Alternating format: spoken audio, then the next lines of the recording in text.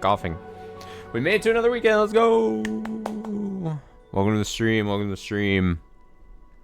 It's Fata Friday. Fata Friday.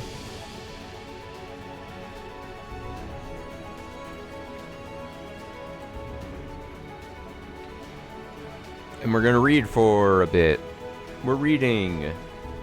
I love reading. I love talking. Alright, let's see. Oh god, how do I recap the last stream of this? Holy shit. Okay. Okay. I'm collecting my thoughts. I'm collecting them. I'm ready. I'm about to be ready.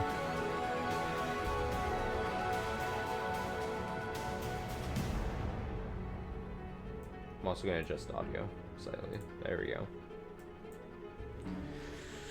Okay. So let's remember, we are in the 5th door, I think officially, but it's like a redo of the 4th door. That was maybe a lie, a fabrication, a straight up misdirection. It was a 4th door, potentially, if we're to believe ourselves, if we were to believe our player character. A lie. False. Fabrication. It didn't happen. So we are in the 5th door. We're retelling the story. We have our characters, Giselle and Mikhail, still not on great terms. He doesn't trust her. He's like, why is she here? Why is she trying so hard? Why is she so quirky? Then we get a bit of the backstory of why she's there.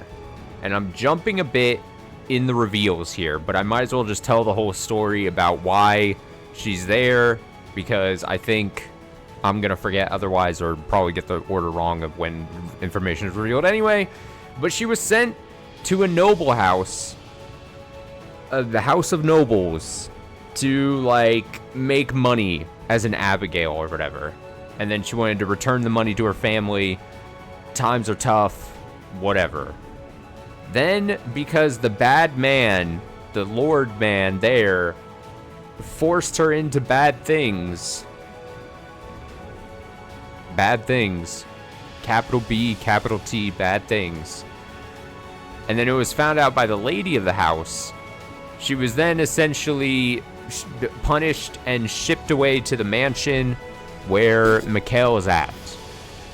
To look after him as like punishment instead of like, I guess, like death or something. Avoiding death or killing, she's sent to this mansion to look after their son, because it's revealed Mikhail is the son of that family. But we'll touch upon this slightly more next time I bring them up. So then we get like a scene where Mikhail is like goes to this weird cabin in the woods. And there's an old man there, and it's just a nice older guy. He just seems like a swell old guy, and in this recap, we're probably gonna get a second old guy, and he's not so swell. So we get the swell old guy, and he's tasked with like watching over Mikhail as well or something. He like is the intermediary between the actual family and Mikhail, and so we're like, okay, sure. They have a little talk.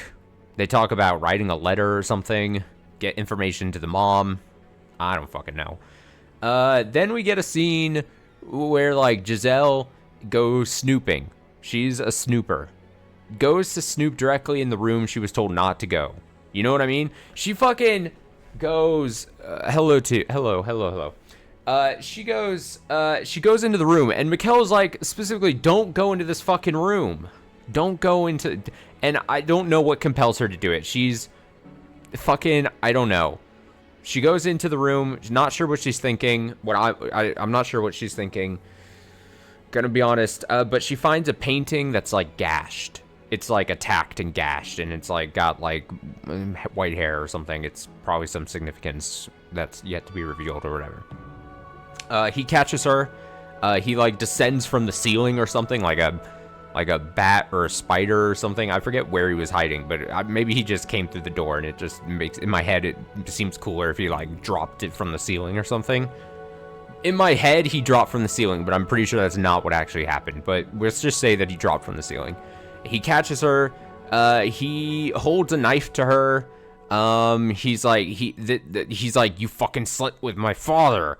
I know you're a whore or something. And this triggers her. Both what he had said right there and the knife to her throat or something.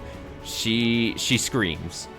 And she's like, screams, runs away. I don't know how I forget exactly how she got away, but she gets away. And she runs into, like, the forest. Exactly, verbatim. These are, my memory's rock solid here. And it's like, she runs into the forest and she just collapses out of energy. She's out of energy.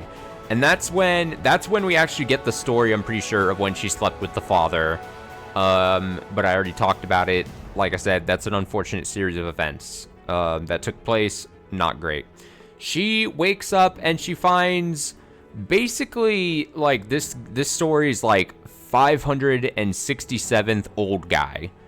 So we get another old guy, and he's taken her to this weird farming village thing. And if I've seen weird farming settings in movies, I immediately clocked it. I was like, something fucked up is gonna happen here. It's never just a simple little farming village, guys. Something's gonna it's gonna reveal that they're eating people, or they're brainwashing the women. Who fucking knows what's going on here? It's always something, right? Okay, so boy oh boy, it's fucking great at this village at the start, right? The sun is shining. It's simple. There are kids playing like hide and seek or something. And most importantly, they're hidden from the Lord of the whatever land. They're basically they're avoiding taxation. They are avoiding having to pay up to the nobility of whoever should control that land. They're basically getting away with that, which, okay, that works out well until you get caught. So then, at some point, the old man is like, hey, you're a spry young woman, no one's ever gonna... He basically put his two little fingers together, he did that two little fingers thing, and he's like, nobody's ever gonna love me. And then she's like, oh, you're a swell guy, what are you talking about? You could have kids any day you want. And he's like, well, do you want to have kids with me? And she's like, no, fuck, no, I don't, I'm like young and probably could get someone better than you. No. And he's like, oh, fuck, I guess I'm gonna keep trying or something. I'll just ask you like every couple of weeks or something. Where's my hug? Oh, God. Kill me now. Kill me. So then at that point, I think I said out loud, and if I didn't, at least in my head, I was like, at that point, the weirdness was starting to reveal itself. She should have run away at that point. She collapsed in the forest. She got taken in and rescued. If she just ran at this point, she would have been decent, but whatever. And then I'm pretty sure like winter came or something. The harvest sucks. And basically the Lord finds them and they're like, you owe like 5 years of back taxes. Obviously taxes, money, food, crops. And they're like, this is not doable. This is gonna suck.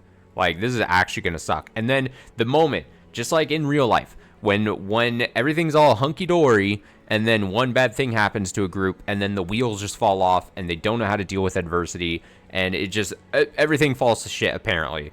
So then one day they accuse our girl Giselle of stealing, and everyone in the village, because the guy was like the head of the village or something. And so I'm under the assumption that either one of two things: either the old guy started the rumors just to get back at her because she wouldn't pair up with him, or at the very least, he's not interested in defending her because she didn't pair up with him, right? Like, I don't think this story directly said one way or the other, or either of those things, but in my head, I would like to think that this is like, he's stressed, the village is stressed, she's an easy target, obviously, and I wouldn't be surprised if somehow he had maybe put the blame on her with this rumor, or, like I said, at the very least, is not interested in defending her at this point. And so then they basically, like, grab her. Like, they just grab her and start torturing her Simple torture method, bucket of water. Bucket of shit water, maybe? Was it water with shit in it? I just remember talking about shitty water, but it might just be dirty water. I don't know what it was. Wastewater. Oh, great. Oh, I thought we were just joking about that for a second. No, it was wastewater. Okay, cool. Good. But dude, my memory is so good right now. I'm not missing anything. And so then, they just dunk. Oh, the world went brown around her. Yeah, I remember that line now. Oh, God, that's gross. I talked about how you could easily torture me, get any information out of me, because that's just a true fact. And they're like, hey, we'll stop torturing you if you confess that you stole things. And she's like, I didn't steal anything. Like, what do you want me to say? Like, whatever. And then as she's struggling, she remembers, we get a flashback of Mikkel being like, oh, just fucking take the furniture and sell it at a nearby village. You'll get some money and leave me alone. And she's like, guys, we can go to the mansion and take their furniture. I know, I came from there before I was here. And then this mob of dudes was like, you know what? We need the money. Let's, we're a mob. Let's go to the mansion. We can do this. So they go to the mansion. Mikkel basically beats the fools. Like, it's not even a contest. He's still pissed at Giselle. He's actually so pissed that he's like, I can't believe you fucking brought these people here. Like, you're a fucking traitor to me. Not only did you do these bad things, I feel that you've wronged me, but now you then bring this mob here to try to like do, like, he's like, I'm so fucking over this. And then that's when finally, like, she explodes, because she, at the start of this whole story, she was the quirky girl, and she was like determined to not let anything bring her down. And finally she's like, I'm fucking ready to explode now at this point. And she's like, she explains, I'm pretty sure it went like fade to black, but she explains the father story to him. She explains the village stories that she just went through. And then she's like, if you don't fucking believe me, just kill me now, because my life sucks so bad right now anyway. Just fucking kill me. If you don't believe me, I might as well just die, because look at my fucking life right now. This sucks. And she's like, the last thing I want is to have explained all these bad things and have these bad things happen to me. And then also on top of that, you being an asshole towards me when I've explained all this. And you don't have to believe me. Just kill me. And he's like, okay, now I feel like the asshole. He basically went to r/am I the asshole. He typed up his little story or whatever that was 100% real. And all the comments were like, yeah, you're the asshole right now. And so he was like, okay, you know what? I apologize. There's nothing for you to feel sorry for. I'm so sorry. I will, I forgive you. Don't even mention it. Don't even worry about it. And I assume that's like the start of like at least a warming up of a relationship, a budding of a relationship, maybe just a friendship. Who fucking knows? But I think that's where we ended, right where the relationship seemed to at least take a potential turn upwards. Now, just because the story is what it is, and we're supposed to see what made Giselle turn into this sad sack of a maid that we know her as, I assume this does not last long, or something bad is still going to happen. Because that's how things work in the story. But let's take the momentary happiness and ride that high as much as we can. And I think that's where last stream left us. What a doozy of a stream last time. We had torture. We had old man forced upon sex, unfortunately. We had children. We had mobs. All kinds of shit.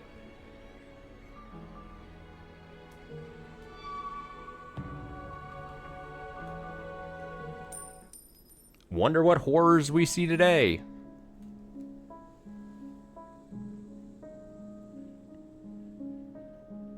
Did I miss anything important in the recap? I don't think I did. Like I said, I think I did pretty good. I think my mind palace had emptied. That's about it. Nice. Nice. All right, let's see. We got Mikkel here. I really, truly wished I'd gotten to know him sooner. Yes, I had fled from the mansion in fear of him, but maybe if I'd had just a little more courage, enough to tell him the truth, maybe he would have listened. I had let my initial impression of him solidify too quickly. I had convinced myself he was insensitive and perpetually expressionless, save for the Arctic stare. But the man standing before me did experience sadness, pain, distress, or at the very least, he appeared to from where I was standing. Mikhail was, just like me, an ordinary person. That said, there was still plenty I didn't know. I was still lacking explanations for much of his behavior. Would you mind telling me about yourself now? I'd like to get to know you better. He's like, fuck. What are you doing here in this mansion all alone? Why do you call yourself cursed? I told you everything. It's only fair you do the same. I have no interest in using your information for anything. I have no reason to. Oh yeah, I didn't really explain it much, but like, and maybe this what happened in the last recap and then 2 streams ago, but basically he thinks that she was sent here as like a, for lack of a better term, like a spy or something to get information on him and his family. There was at least at some point where he was like, you're just trying to gain information about my existence and why I was shoved over here and yada yada yada, which I don't know. I assume this world doesn't have like its equivalent of like a TMZ that you could sell some juicy gossip to for bank, but who knows? Who knows? Did I read the sign? I have no interest in using your information for anything. I have no reason to. Or are you going to keep pushing the master and servant line? Do you still think I have no need to know? Be quiet! For the love of God, stop talking already. You always pick the worst time. What? Excuse me? What do you mean I always pick the worst time? No, I wasn't. Unbelievable. Just when I was starting to think you might actually be a decent human being. Damn, she hits him with that line. Then you go and spout this? No, Giselle, I wasn't talking to you. Who else could it have been? I was, talking to, you know, he's seen ghosts. I have a condition that forces me to vocalize objections to my own thoughts. You know, that's about as convincing as my allergic to people excuse. He took too many Benadryl. Oh, I like how she brought back up that the allergic to people line was very dumb when she made it up. Sorry. Weirdo? God, she's ruthless. What crosses did he bear? What secrets did he keep? Maybe the truth was far beyond my reckoning. And if it was, even if he did, please, tell me everything. No matter what you say, I won't doubt your words. I will trust you, and I'm sure I can accept anything you say. I kind of do want this backstory. I do want to know why he was sent here. I'm ready for it. Please, if you don't put it into words, I have nothing to work with. Okay. Where should I start, though? How about the curse, then? Are you actually cursed? That's a difficult question. He gets all philosophical. What is a curse? I cannot, for example, take someone's life with my curse, nor can I bring about disaster. I don't have any magical powers like that. So, what you said outside was a bluff, then? It was just a way to chase the villagers away. Well, you certainly put on a convincing performance. So you can't actually curse anyone, huh? Regardless, I'm human. Nothing more, nothing less. At least, I consider myself one. Others would disagree. And the reason for that has to do with my body. Your skin, hair, and eye color, right? Right.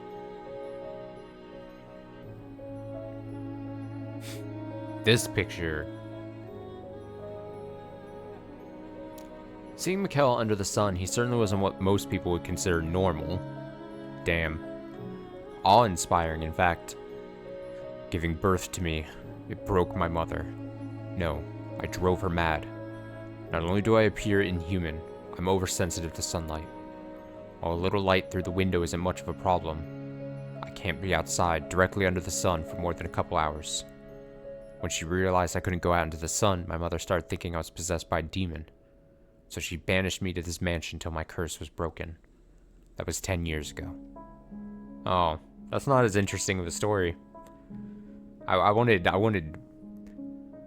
the tea. Just because you look different from them? The family's reputation was at stake too. If other noble houses realized they were giving refuge to an unholy creature, it would destroy the Bollingers. You saw how the villagers reacted. They called me, hiccup there, they called me a demon when they saw me. I suspect the rumors about the mansion played a part in that. If nobody thought the house was cursed, they wouldn't have. I'm sure you were afraid as well. You saw me and thought I was not of this world, that I looked like a demon. I thought you looked like an angel. A what? I, at least, thought you looked more like an angel than a demon. It never once crossed my mind that you might be evil. But I understand your situation now. Because of your appearance, you've lived all alone in this dark mansion. For 10 years. It was never really an inconvenience. They bring me all the supplies I need. You big liar. Have you never considered running away? That's not an option. Because of the sun? No. I could move during the night if I really wanted to. I'm being watched to ensure I don't leave. Watched? They can't allow anyone to find out that I'm alive, particularly at the Bollinger estate. If I were to run and they were to find out, I'd probably be killed. If only I didn't stand out so much, I might be able to stay out of sight easier. But also, I had been holding on to a little hope, I think. Hope that I might be able to return someday. I have all but given up that hope now, though. Not that I ever had enough willpower to really fight for it. I see. You don't need to worry about pitying me either. It's long since become normal to me. That's not something that should ever become normal. It reminds me, was it after my freshman year of university, I think? There was at some point where I spent, I come from a large family, and so maybe it was either after freshman year or sophomore year, I had to go back home because I didn't have, a place during, summer break to, live or whatever. And so I went back home, flew back home, and instead of, taking backup residence at my parents' house, because they had downsized, the house, basically, and because a lot of kids had, left, they were like, okay, well, we'll just, rent you an apartment for, 3 months. And then I basically had, it was kind of cool. I had my own little, apartment, separate from them all for some reason, for, 3 months, where I was just, I was just being the ultimate lazy bum for, a summer break after a year of school. And they would send me supplies and food. It was the same situation. I was Mikkel for 3 months. In my cursed mansion, aka my own little apartment thing. So, what was that? I don't have pale skin or white hair. I don't look cool and I don't hold a candle. So, what was that really a moment ago? You don't actually have a condition that makes you argue with yourself, do you? Please tell me. You don't have to believe me. In fact, I doubt you will. You're free to think I'm completely mad. Don't worry, I want to know. I can hear the witch's voice. The witch's voice? Started when I first arrived at the mansion. No one else can hear it either. Like I said, sounds crazy. Not at all. I said I would trust you, so I believe you. Yeah, she sounds really convincing right there. Maybe he's not well. Yeah, that has to be it. 10 years all alone in one place and you're bound to start hearing things. He seems like a delicate person too. Thinking about it like that, I'm starting to feel really sorry for him. Do I want to know what you're thinking? I'm here for you. Huh? I've made up my mind. I'm going to stay here with you. Wait, what? Don't worry. I'll shout so loud you won't be able to hear that silly witch's voice anymore. Oh, she's back. We had a down moment where she was having some rough shit, and her zest for life and her quirkiness was dissipated because of it. She was being tortured in a dirty water bucket and stuff. But she's bounced back. She's back to being the quirky little Giselle we knew. Good for her. I'm pretty sure chronic isolation, IRL, will literally cause you to go insane. Hey, I'm currently testing that. I feel I'm testing that IRL. I work from home. I live in my own apartment. I've been doing that for however so many years. I guess technically it's not isolation though, because I mean even I go outside. I see daylight. I turn on a stream or two. So I guess it's not the same. Again, another reason I'm not like Mikkel, unfortunately. Mikkel says, will you now? If you hear it again, let me know, understood? You don't have to be afraid. I never said I was. Whenever you hear it, I'll be there for you, holding your hand. Well, kind of took the extremely long route, but there you have it. It's a pleasure to make your acquaintance, Master. Master? Now, where should we begin? I know, supper. Are you hungry? What should I make? Slow down, please. What is it? If there's something you'd like, I'm happy to accommodate. You actually intend to stay here? Again? After what happened last time? She doesn't have much options, Mikkel. I'm gonna be honest. Giselle says, because of what happened. Because of that, we're finally able to see past each other's surface. I want us to try again from the beginning. And this time, actually try to be considerate of one another's feelings. That's a promise, Master. Alright. I can stay here, right? I don't mind. I'm glad to hear it. Let's say. Yes, Master? If you ever want something from me, could I please ask you to put it into words? I don't have much faith in my ability to pick up on things. Got it. Then here's something to start with. What do you say we open some of these windows? Open the windows?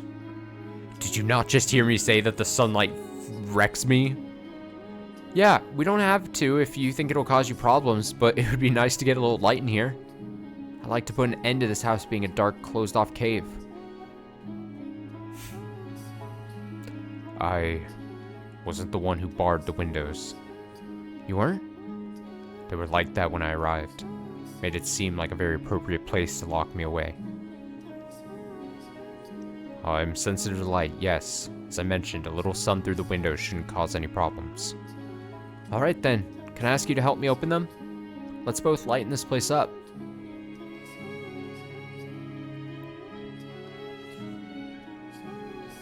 I'd be like, no. I love my place being dark. After a few moments of silence, Mikkel gave me a curt nod.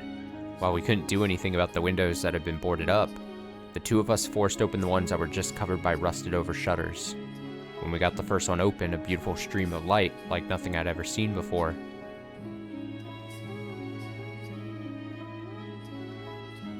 flooded into the dark mansion's halls. I'd assumed that spring would never come. All we had to do was talk to each other, listen to each other, and everything else would fall into place. But it was that first step that was so hard, so much harder than either of us had expected. Now that the ice was melting, we had to treasure that. It might not have seemed like much to someone else, but to us, it was a huge accomplishment. Good on them. I'm glad nothing else bad will happen. It's only up from here. This time, it'll all work out. It has to. I had all the confidence in the world when we were together, but now that I'm alone in the dark, in the absolute silence of the night, I'm starting to get anxious again. Starting to feel like something bad is going to happen. Like I'm going to mess something up again. We took a big step today, and I know I have to keep it together, keep thinking positive. Oh no, don't flash back to this. No. The goods you're after, Giselle, are not cheap. Understand? No, not this as well. Oh, we're just speed running the bad things. God. Oh, the bad memories. Thus saith the Lord of hosts, the woman hath committed 3 sins. She has lied, she's stolen, and she's betrayed her fellow man. She hurt my feelings. It's alright. It's okay. There's nothing to be afraid of, Giselle. Whatever happens, you have to hold fast to your faith in the goodness of others. You have no reason to tremble. Yes, come in. That's odd. I don't think I was hearing things. Oh, no. We always... Oh, knocking on the doors in this game always result in bad stuff. Oh, it's gonna be like the old man is back or something. Or the other old man. One of multiple old men. There's no one there. What was that about? Oh. A glass? It's wine. And it's so warm. Guess he heated on the fire for me? Oh, you. Could have at least said hi. I have a feeling this is going to work out. It's poisoned. Don't drink it.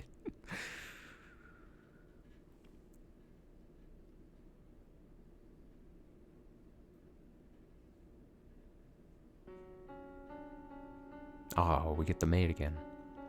The light shining in through the windows is swallowed whole by the darkness, as if to say our time together never actually existed. We saw it, though. Together, we watched the light crack open the darkness. I'm begging you, please remember. Please find yourself. Please, Giselle. Don't let the things you felt, the warmth that fell over us, remain lost to you. I might have seen it. Seen that most beautiful light. Giselle? But are these truly my memories? Could they not be someone else's tale? Like all the others we have seen so far? She was so bright and energetic, and I'm neither of those. Besides, the maid needs not a tale of her own. This is not a story. These are memories. Mine and your memories. No one else's. It was all very much real. As were the kinder, happier days that came next. Kinder, happier days. Those words create a strange warmness within my chest. But at the same time, they make me indescribably anxious. Is there really happiness to be found down that road? Even if our past doesn't lead to happiness, it couldn't be worse than where we are now. Come, Giselle, to the spring that made us more than just strangers.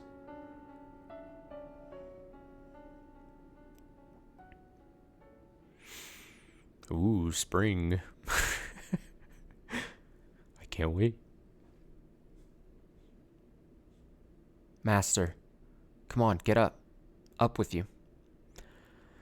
Master! What? See? What did I tell you? It's so much nicer in here with a little light. Oh, you're so obnoxious. It's like, I regret. Morning? Wait a sec. Don't you hide under your bedspread. Get out of there. I'm fine, with my room staying dark. What's she even doing in here? Oh, but Master, you agreed that I could open the windows. I did, yes. Don't worry, I put curtains up. If it gets too bright, you can draw them. Mornings take the best parts of being outside and squeeze them all into the same few hours. You don't have to go outside in the sunlight for it either. Just listen to all the wonderful sounds. Oh man, this is like, it's too much energy. Like in the morning, I would not be able to deal with this. I can't be woken up and have like just blasted with like this much energy. It's too much. The joyous songs of the birds, the swaying of the trees, the rustling of leaves. Am I being as pushy as I feel right now? Yeah. Kind of. But it wouldn't be you if you weren't. So for now, I won't get on you about it. Also, now that I know your real intentions, no, never mind. I completely misjudged you. You're the exact opposite of what I thought you were. What did you think of me? Let's see. I thought you were cold and cruel, heartless and incomprehensible. But I'm beginning to get a better idea. You try to put on airs, but you're really rather childish. You have a short temper, but can be surprisingly playful. What else? You have a pretty difficult personality, too. There's not a single good trait. Nope, that's him. There's not a single good trait on that list. Now, hear me out here. That's not everything. You gave me a chance to talk, and you listened intently. You can be kind of nice, too. We agreed that we would live together, not just in the same house, so we've got plenty of time to add more to the list. And I hope you can make your own list about me, too. This is just the beginning, after all. Got a long, long time ahead of us. Plenty enough to get to know each other, no? Let's not waste any time then. What do you say we do something today that we haven't been able to do before? Where should we begin? Oh, I know. We can get this place cleaned up. You want to clean? Now that there's some actual light in here, we can see all sorts of things we'd probably rather not. Like dust. All over the place. My vision was still slightly unfocused, having not completely escaped from Morpheus's embrace, but I could see well enough to catch her smiling brightly. That was the first time I'd gotten a good look at her in the light. I could see facial features I'd missed during yesterday's commotion, and those glittering eyes. Not even a trance of the tribulation she had endured tainted her pure jade eyes. She's surprisingly good looking. I'm clearly not myself right now. Oh, he's swooning. Swooning. Is something the matter, Master? Haha, I know. You're still half asleep, aren't you? I guess I'm just gonna have to throw my best bucket of water on you. What is a best bucket of water? I'm awake. I'm awake. Is there something on my face then? Just far too amusing a sight to wake up to. Amusing? Oh, just get out of bed already. What a noisy morning. How sweet this is. It's almost too cute. Is that possible? I got my first decent look at Mikkel's face under the light that morning, watching him stifle a yawn as he crawled out of bed. All the little details I hadn't been able to pick up on in the darkness, his expressions, mannerisms, and the way he looked at me. I could see facial features I had missed during yesterday's commotion, and those vivid, all-consuming red eyes. I was almost certainly making a really dumb face at him.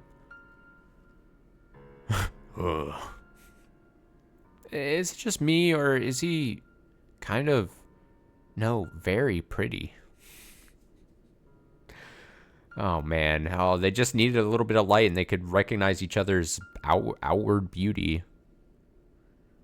How could I have not noticed until now? Oh geez, wow, I can't look him in the eyes. Yes? What can I do for you? Is there something on my face? What? No, Huh? Hair monster! Excuse me? No, your hair. It's really long. Yes, that's it. Way too long. Oh, is there any way for a servant to speak to her master? I'm just kidding. I don't have any interest in holding your status against you anymore. I see. It's really hard to tell if he's joking or not. So, about that cleaning. May I wash my face first? What? You're going to help? As I just said, I'm not going to act like I'm superior to you anymore. What are you snickering about? I can't help it. I'm happy. If my hair really does bother you, you can cut it. Huh? I can cut it? Of course, I'll give you the best haircut you've ever had. Now, that's a fucking shame. You should not cut those locks. Do not cut that man's locks. Look at how beautiful his hair is, man. It's flowing down. It's all around. Oh. It's a shame. Oh, but I should warn you, you'll want to stay perfectly still. I'm a monster with a pair of scissors. My sister always said you were as likely to lose an ear as you were your hair whenever I cut it. You stay away from me. There we go. Don't cut that hair. Also, they'd have to make a new sprite for him. Can't do that. I was shocked at how much more comfortable I felt around her only one day following our opening up to each other. Maybe this was normal, and I'd simply never felt it before. I didn't know. I had thought it would take years of work to get close enough to someone to be able to have a conversation without picking apart every little detail. But here I was, a day later, already there. Was that how it usually worked? Did people normally get close and draw apart so freely? I didn't find it unpleasant to have someone else around. It was a strange feeling. All that friction had dissipated in an instant, and it was like we had known each other for years. Though not entirely willingly, we began sharing meals, something I had always done by myself. Hey, I see you shoving inside that parsnip. Shoving aside that parsnip, not inside it. How would you shove inside of a parsnip? That's crazy. You need to eat everything. Do you have any idea where there was so much rotting parsnip why there was so much rotting parsnip in the cellar? I don't care for it. You could at least pretend to be ashamed. Yeesh. You're not a kid, so don't be so picky. It's not good for you. It hasn't caused any problems thus far. It will soon enough. I can't believe you. We have limited supplies and you won't eat your vegetables? Ooh, question. I've got an idea. Go on. Is the list of supplies sent by your family set in stone? Meaning? I was just wondering if it was possible to make requests. If I could, I would just go out on a shopping trip. Perish the thought. The only village around here is the one you came from. Right. Say, are you saying that out of concern for... Who would ever be concerned about you? I just want to be able to sleep well at night. And I'm not interested in throwing more servants to the lions. You know, you're a whole lot simpler of a person than I first thought. What's that supposed to mean? Oh, nothing. Back to your question about the delivery. Yes, you can. I haven't made any requests recently, but you can write what you want on a sheet of parchment. Or, if you don't have any, something similar. Put it in the box and leave it outside. As long as your request is not completely unreasonable, it should arrive within the next package. Why? Is there something you need? Yeah, I was hoping to increase our selection of vegetables. And while I'm at it, if possible. Actually, that's secret. Secret? It's nothing too exciting. I'll tell you when the time is right.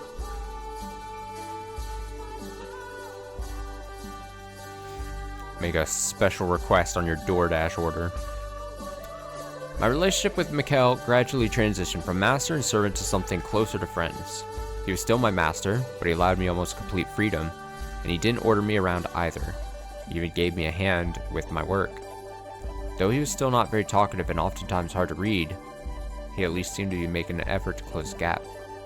He would, on occasion, tell me about himself, though not in much detail, and anytime his family came up, he grimaced uncomfortably. Apparently, his father had wanted him dead, His brothers, though, had worked to create a scenario in which he could live, faking his death and sending him to this remote mansion.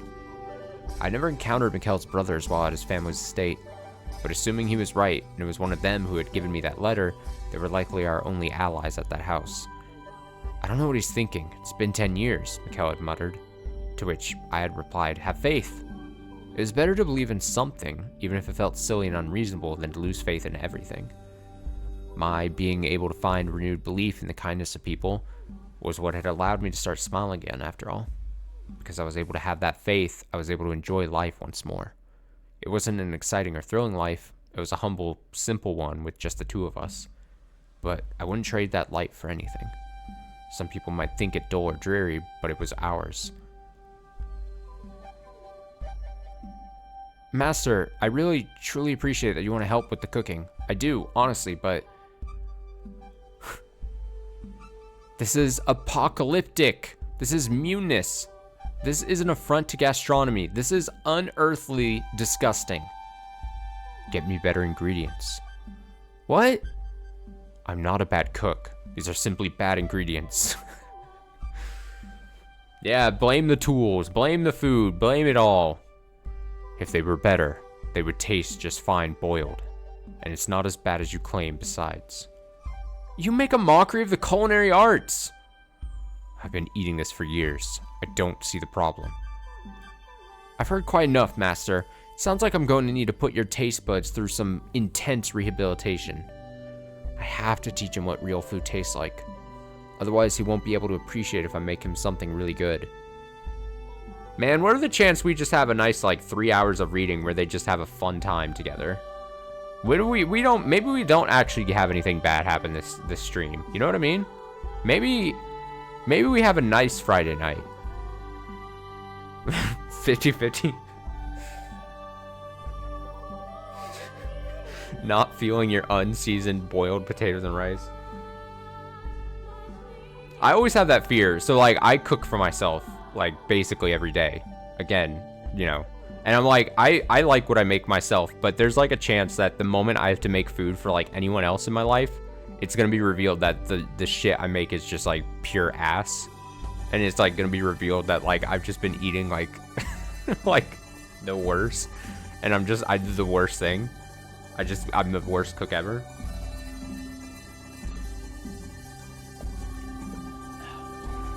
It's a genuine fear I have.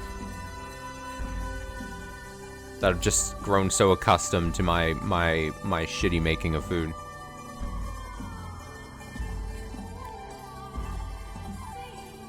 My go-to in college was quesadillas and runny eggs. Wait, together? Quesadillas and runny eggs together? Ah. Interesting. I mean, it just sounds weird, but I guess it's not that. That kind of makes sense. It's easy too. You can easily make those things together easily. I see it. I picture it. Hold the chair steady for me, will you? I'm going to wipe down the top shelf. I can handle it. I'm tall enough to reach without standing on a chair. It's not as simple as just running a rag over it. I've got to practice, so let me take care of it, alright? Or I've got practice. It's my standards triple for other people.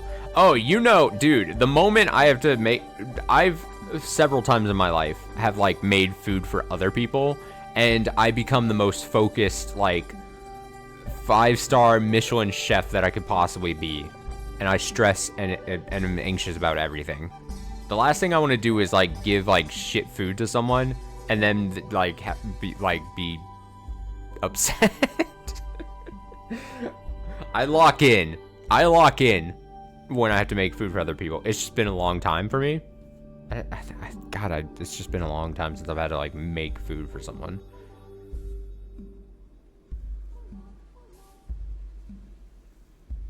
My standards for myself are so low. I'll just make food. I'll make just the simplest but delicious tasting slop. It doesn't have to look pretty, because I'm not trying to impress myself. There's a lot more dust than I expected. I probably should have used something to cover my mouth. You're gonna want to hold your breath for this, Master. All right, here goes. She's quite practiced. Is there any need for me to be holding the chair? Achoo!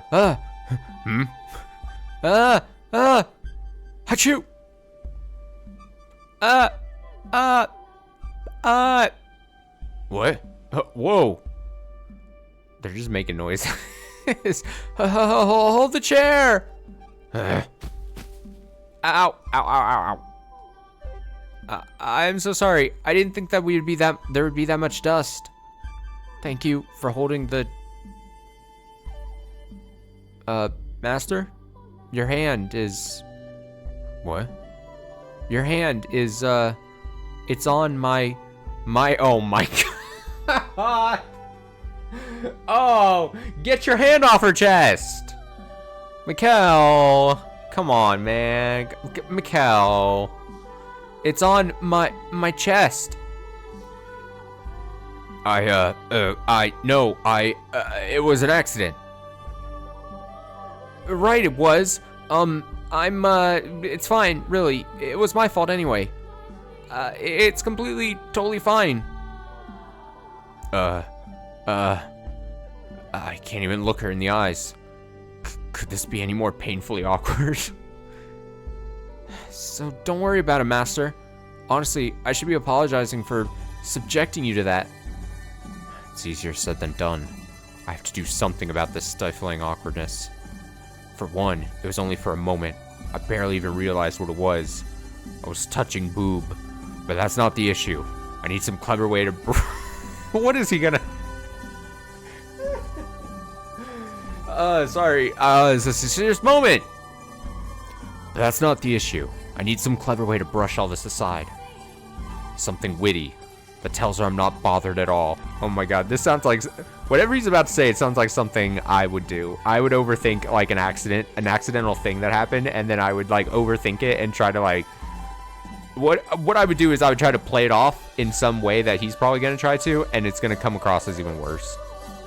And it's going to blow up in his face. That's the Austin special right there. I'm not concerned. In fact, I see no reason to be concerned at all. Felt like I was...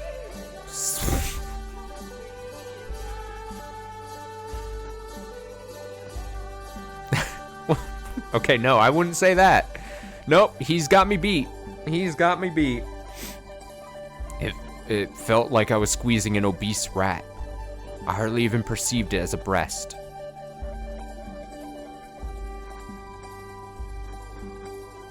An obese rat? An obese rat? What? How utterly insensitive can you be? I'm gonna rip every last hair off your head.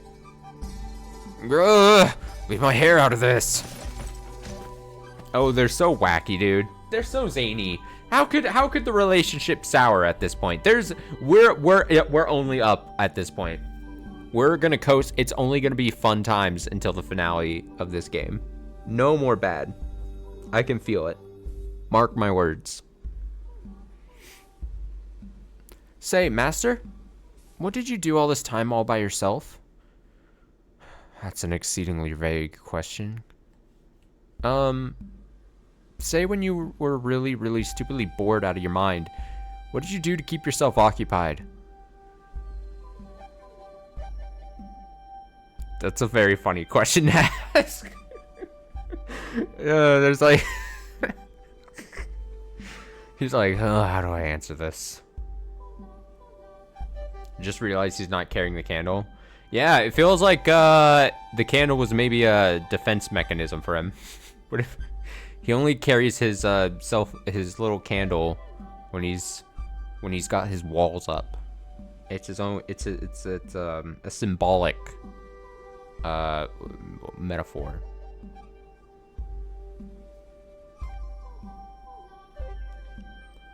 Meditate?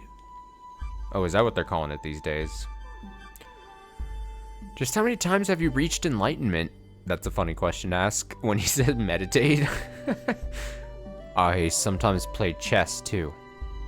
Chess? Wait, by yourself? Yes. I imagine how an opponent might react to my moves and play the other side that way. Dude, me and Mikkel are so similar. I've talked about this on the stream, like, at some point in the past. I've talked about, I, as a kid, would play board games by myself.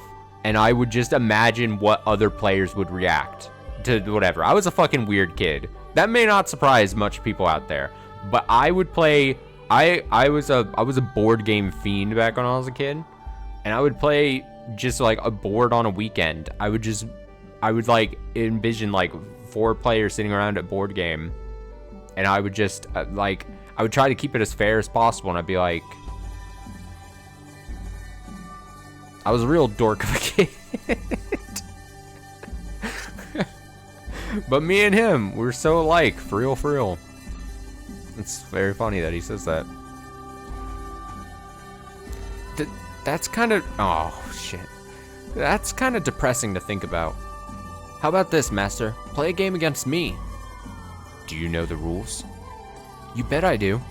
I do come from a family of merchants, so I keep up with trends and know all sorts of games.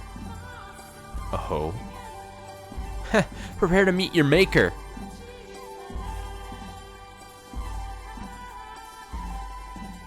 So, who was I supposed to prepare to meet again? Ugh. Come on. A little mercy, you trounced me. One more time, I just wasn't at the top of my game.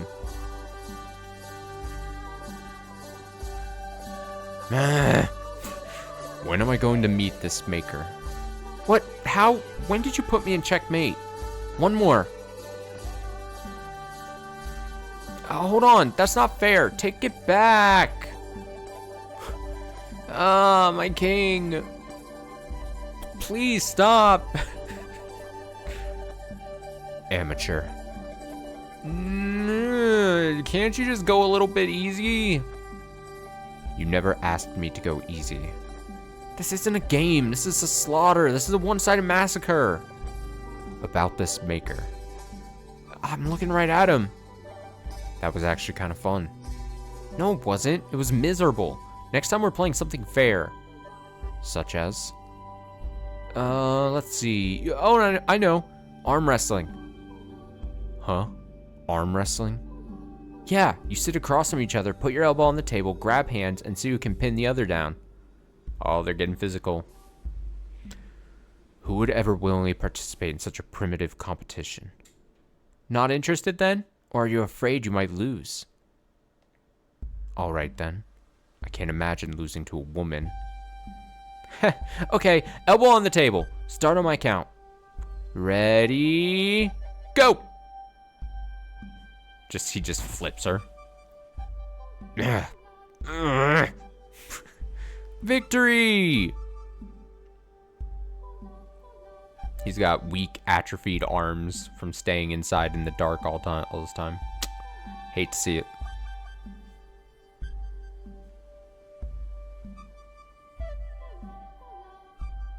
I know I was making a joke about it, but I truly think we're not going to see any sadness tonight. We might only get happiness today. A rare occurrence. It might be the first stream where we just see happiness.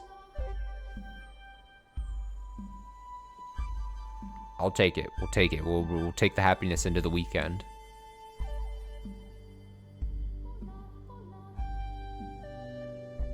Look at these sprites and PNGs moving around and expressing happiness. With each passing day, it grew less and less unusual having Giselle always at my side. I began more freely engaging in silliness, speaking my mind and showing emotion. I could say her name, and Giselle would turn around and smile at me, an unimaginable sight not long ago. For 10 years I had lived alone. Solitude had been my normal, but that was very rapidly changing at our hands. I was gonna say something, but it's gonna make me sound like a big old asshole. Just say it.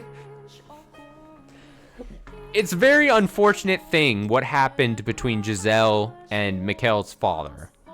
But does that not create like a little bit of awkwardness?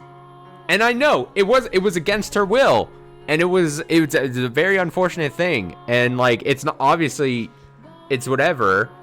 This is gonna make me sound bad. This is gonna make me sound like I'm an asshole. I should go on to r/am I the asshole. But like, don't you?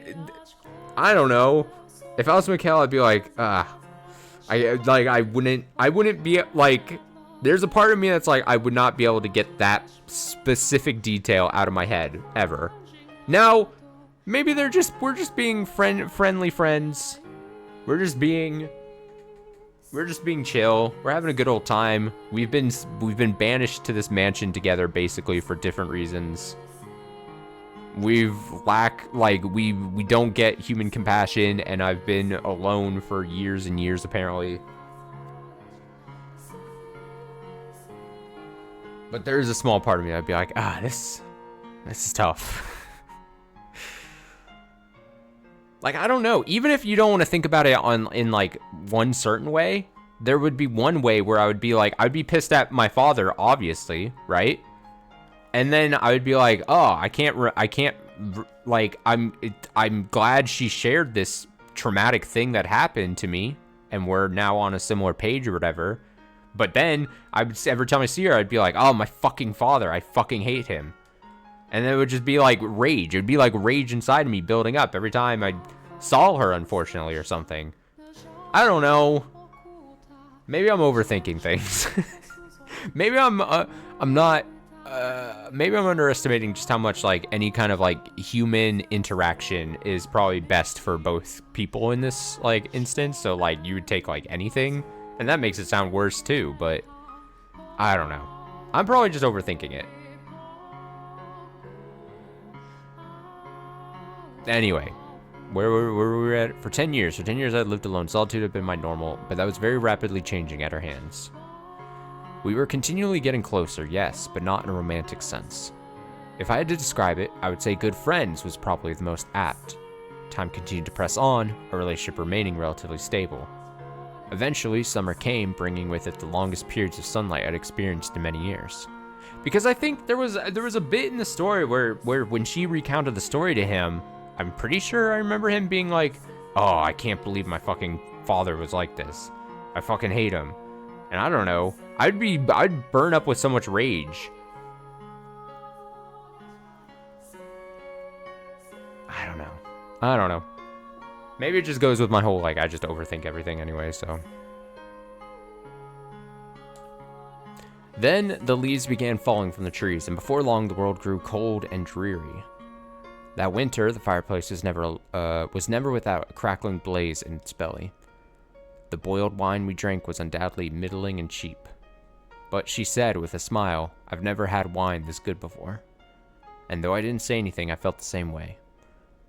The sun set much earlier, and having stopped using candles, we found ourselves habitually gathering around the fireplace when it grew dark. Oh, look at them. Look at this. You love to see this.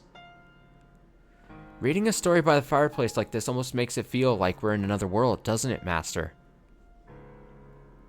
I bet that's why troubadours perform at pubs, so they can be near the fire. Or because there's ale. Drunkenness makes even bad singing and storytelling pleasant to the ears.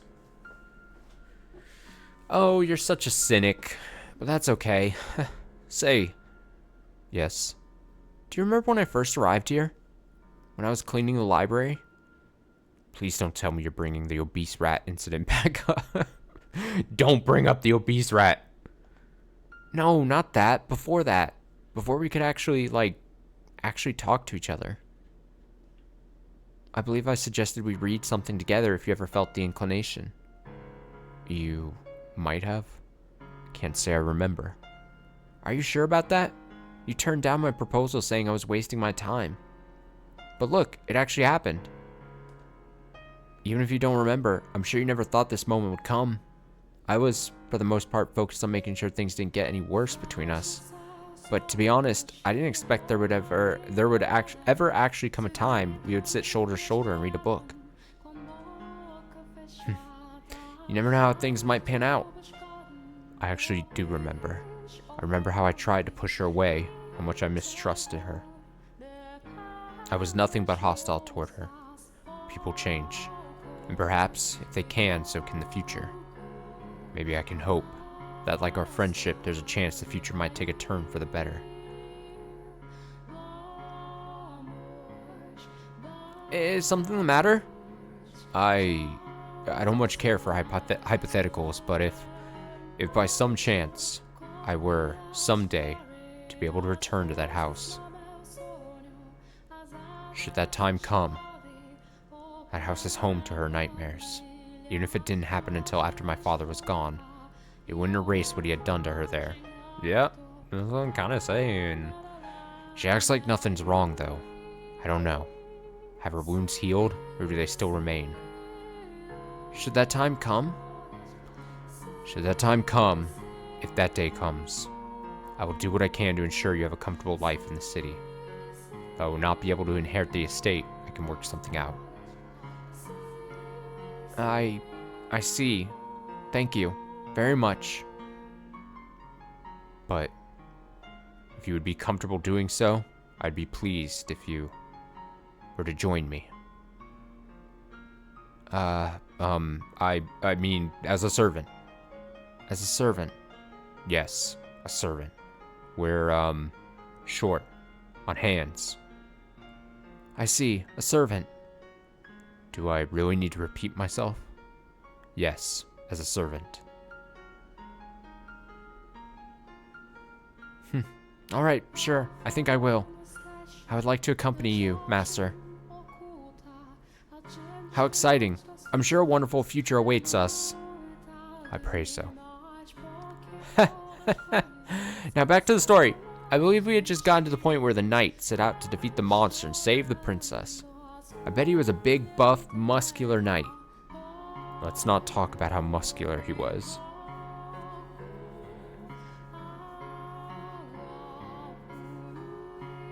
She let out a gentle laugh, and I thought I smelled something sweet on her breath. Was it her scent, or perhaps just my imagination? I had no way of knowing. We sat so close, even the slightest shift seemed sufficient to allow me to hear the sound of her heartbeat, causing mine to accelerate. Curiosities flooded my mind. What might she be thinking right now? What does she think about me? As much as I tried to banish them, I frustratingly failed. I was just getting caught up in the moment. I just briefly lost my way. I will say, as corny as it sounds, I do like the concept of like two people that very seemingly could not get together or see eye to eye at all. I do like that after a bunch of trauma dumping on both of their sides, finding like common ground and finding like, whether it just be friendship or something more, like finding a relationship with each other after like, again, for lack of a better term, like trauma dumping on each other. I don't know. I like the concept of that. I like that, like, hey, we can open up and be completely honest with each other and say how much something sucks or what our experiences and how they sucked. And then we can kind of like start from there and realize that like, hey, if we like, again, bond in a way that might just be friendship or something more, if we bond together and try to help each other get over our shitty lives and our shitty situations that life has put us through, you know, I like that. I like that. As corny as it is, I love a good romance that starts from something like that. I think I already read this, but I was just getting caught up in the moment. I just briefly lost my way, though I tried to convince myself otherwise. It was all in vain. When had my pulse gotten so rapid? When had my skin gotten so flushed? When, how, why was this happening to me? I thought I'd already learned my lesson about having feelings for someone else. Before long, winter retreated and our second spring came to take its place. A full year had passed since we had resumed living together. And I don't think it was my imagination that this year felt much warmer than last. Spring seemed to have arrived a bit earlier than in previous years. One night, when the breeze carried on it a pleasant residual warmth, Giselle escorted me out to the garden. Come on, Master, hurry up. It's the middle of the night. What's so important? I just found it myself, and I couldn't wait until morning. A rose. It blossomed. A rose? Giselle had, over the past year, cleaned up the nest of weeds that had been strangling the garden. Off to the side of a small plot of turned soil, swaying in the wind beneath the moonlight, was a single red rose. When did you... Last year, I requested flower seeds, but I just couldn't get them to grow, and I was starting to think they never would. Oh, that was her secret item? But look, it's only one, but it did. I had no idea. Of course you didn't. I didn't tell you. Why would you keep it from me? I wanted to make it a gift for you, Master. What? Why? Roses make wonderful gifts, supposedly. No, that's not what I meant. Why me? I haven't given you anything. Consider it a symbol of my hope that we'll still be this close another year from now. If we are, then this is yours. I don't follow her reasoning. I don't follow it at all, but... The sight of the deep red rose almost melting in the dark night was perhaps the most wondrous thing I'd ever seen in my life. I never understood why some people found flowers so enchanting. They were always just plants to me. But that one, on that night, was undeniably beautiful, majestic, and like a young child seeing a flower for the very first time, my hand automatically reached out for it. Not knowing the proper way to appreciate flowers, I didn't gently caress its petals or take in its fragrance, but snapped its stem.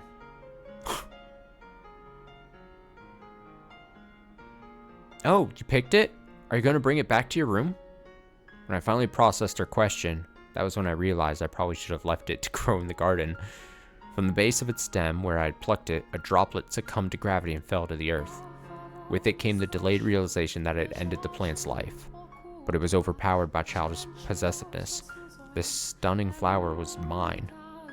Moonlight trickled down from the heavens, giving a gentle bluish tint to my hands and the smile on her face. You're going to need a vase then. Give me just a minute. For the briefest moment, the moonlight must have played a trick on my mind. Yeah, put it in her hair. Huh? Master? What on earth am I doing? A look of bewilderment filled Giselle's face, just inches from mine, which hammered in the reality of what I had just done. The thought had just crossed my mind that perhaps her black hair might prove a good backdrop for the rose, but it was supposed to remain a simple fancy. What was that about? An excuse. I need a good excuse. A rat. A fat rat. What was it? A drawing. A drawing? Obese rat. That I couldn't remember the word obese for some reason. Master, why'd you put that hair in my rat? Oh, I need an excuse. Obese rat. No, that's stupid. That's silly. That won't work a second time. Right. I would like to preserve it on canvas. What? What? I mean, that a rose on its own does not make a very compelling picture, so I would like to include you as an accessory. Fat mouse. I couldn't remember. I was like, rat. What was the adjective for rat? I kept wanting to say infested. I was like, he didn't compare her chest to an infested rat. That would have been even worse. Oh, I accidentally grabbed your chest. Oh, I thought it was an infested rat.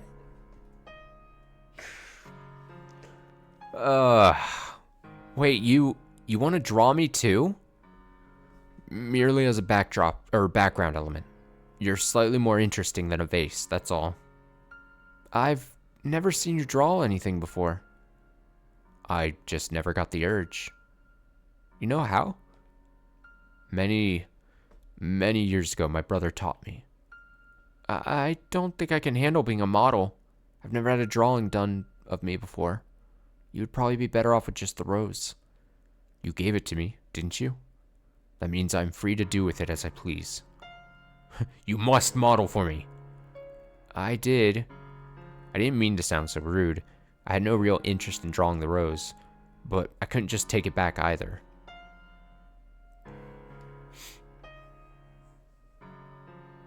Giselle had shrunk back quite visibly, and I couldn't bring myself to look her in the eyes, so I fled to the cellar in search of supplies to escape the oppressive awkwardness. At the far wall, I found a rectangular panel of wood and several sticks of charcoal. My materials were obviously nothing compared to what a court artist might use, but I was clearly not going to be able to do the portrait any kind of justice. God, what am I doing? I want to bury my head in the sand. Giselle was waiting for me in the stained glass chamber. It seemed she was still just as uncomfortable as when I had left her. She gave me a fleeting glance before averting her gaze again. If only she would laugh or make a scene like usual, it would make things so much easier. Why did she have to choose now to start acting meek?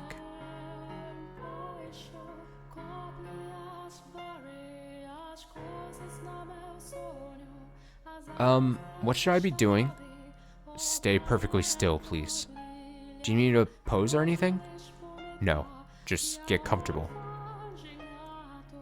Look away. Why?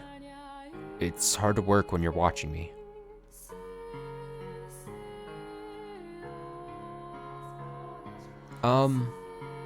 What? I feel like I have to sneeze. Hold it in, please. What now? Can I see it? I've barely drawn anything yet. As long as our eyes didn't meet, I was able to observe her, and my gaze was quite clearly not focused on the rose, but Giselle. At first, I'd regretted my in-the-moment proposition, but I was beginning to think it hadn't been such a bad idea. Without some sort of pretext, I would never have been able to examine her so intently. I didn't have that kind of courage. Have to say goodbye early. Alright, you have a good one. Have a nice night. I didn't have that kind of courage. This isn't like me. But what was like me? Did I prefer being a sharp-tongued, unapproachable recluse? Was that what I wanted to strive for? Giselle was like a gale. Her mere presence dispersed the gloomy cloud that always hovered around me. Thinking about it, it's practically a miracle that we ever ended up so comfortable around each other. That she's still right here right now. Light from the moon spilled through the stained glass window, taking on a multitude of pale tones before falling on her white skin and jade eyes. I had stopped sketching at some point.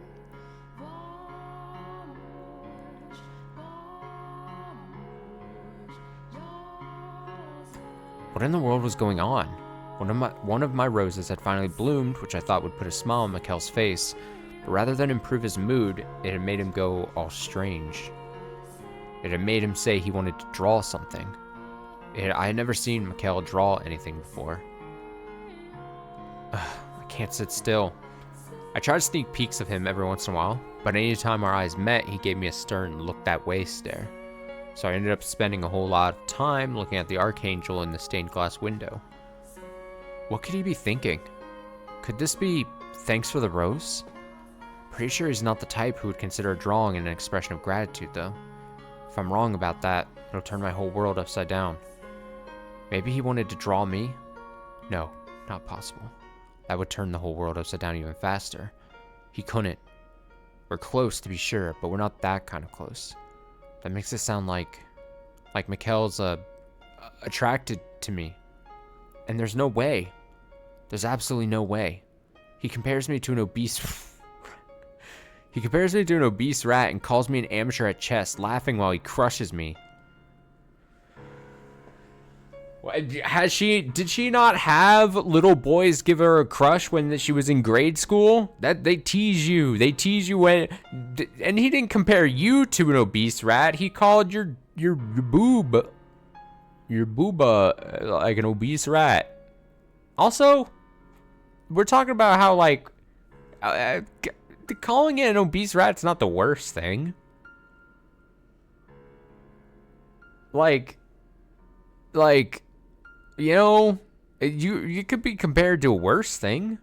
I could probably imagine worse things to get compared to as an obese rat. It's not like he called her an obese rat.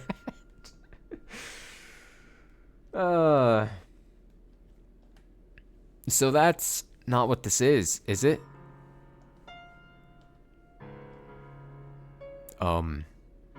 Huh? Oh, yes. If it's too much trouble, you're free to leave. This will take a very long time to complete. Oh no, no trouble. You had a very stern look on your face is all. I was doing that bad a job at hiding it? I don't want to force you to do anything you don't want. It was foolish of me to ask of you. I'm sorry. Honestly, it's no trouble. I mean it. You just took me by surprise, that's all. Not even that great of an artist to begin with. That's not a talent I was blessed with. If I'm being honest with myself, I can't imagine anyone would be pleased to have bad art drawn of them. What? What's he getting so negative about? I wasn't the only one making a face. His head was turned slightly downward, a forlorn shimmer in his eyes. I'd never seen him make that face before. He resembled a child who had just been scorned by his mother. I wasn't at all angry or displeased with him. I was just fine, honestly. I had to get that through to him. I am pleased. It doesn't matter how it turns out. You drew it for me, master. Whether it's good or bad is irrelevant. I would... But the moonlight shining through the stained glass was so enchanting, I lost myself in it. I'd be happy with anything drawn for me by the man I love. Damn, she threw out the L word. Big moves. For an instant, time froze. By the time I realized what I had said, my mind had gone blank, and I couldn't form a coherent thought. I mean, like, you know, like family. You're like an older brother to me. I meant love, like love for a brother.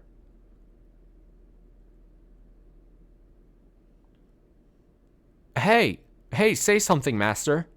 Give me your usual exasperated sigh. Come on now. Go on. Give me your best good grief and then hurl me out of the window. Hurl you out of the window? Oh, come on, please. Show me some disappointment. Huh. Master? When the wood panel he was using as canvas and the charcoal in his hand crashed to the hard chapel floor, the clattering was so loud I jumped. I didn't have the presence of mind to wonder why he had knocked over the canvas or why his hands appeared to be shaking. Let me help you with that. I stepped towards him. And when I did, oh, they're gonna embrace. The moonlight shining down upon us intensified. And our gazes of jade and ruby intertwined. Oh, hell yeah.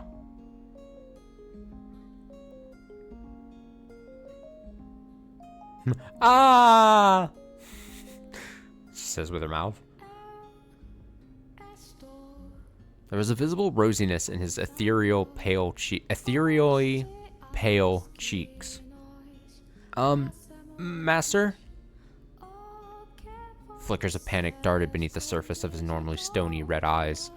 They were trembling as he looked over at me. I was at a loss for words. We must have been under the moon's spell. We weren't thinking. We stood alone in a frozen world, robbed of all rational thought. Riding the moonlight's current, his hand fell against my cheek. It was much colder than I had expected, but it felt pleasant on my flushed skin. As we drew closer, I could feel the warmth emanating from his body, and I'm sure he could feel mine. The beating of my heart, too. His breathing stopped for a moment, then he gulped. He brought his head in. I closed my eyes and... Oh no. Oh shit!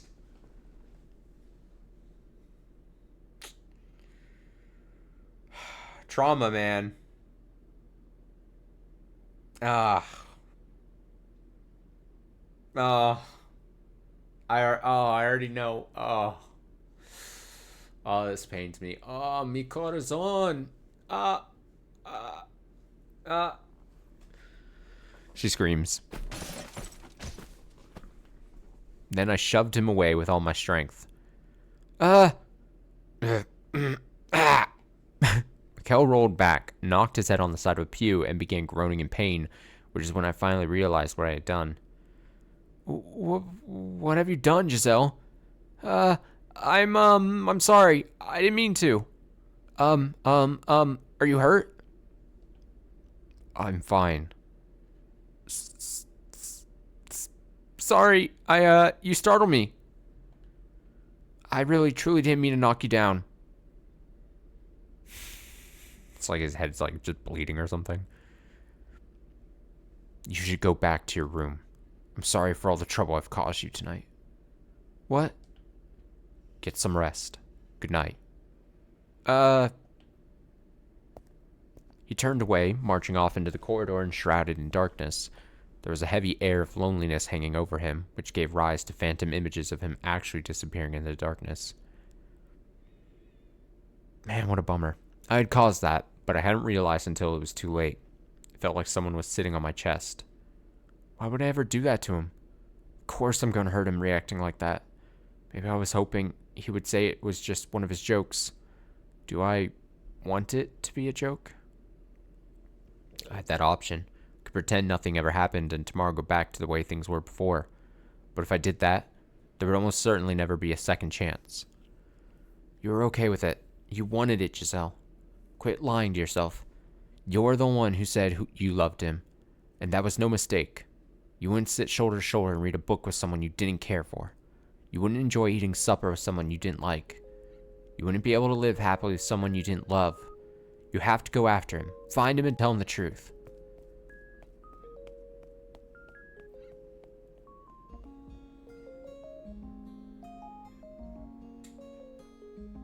What am I doing, for God's sake? I'm not in my right mind. Something about me was off today. Couldn't control myself. I was saying things I didn't mean, doing things I didn't intend to. I never meant to do that. But at this point, I had no choice but to admit my feelings. Couldn't pretend I didn't know what they were anymore. How long had I felt this way? A week? A month? 6 months? Or maybe a full year? Had they already developed when we started anew? No, the when didn't matter. Didn't change the facts. I was still attracted to her, regardless of when it had begun. But she pushed me away, quite literally. I sighed to myself. Why should I be disappointed? She was nothing like me. I was reclusive and unsociable. She was the exact opposite. She was the kind of person who would confidently tell someone how she felt. And she had done exactly that. Said I was like a brother. But I hadn't listened. As a matter of fact, could I have been any more presumptuous? Man, he's reading the wrong messages. No. He doesn't know.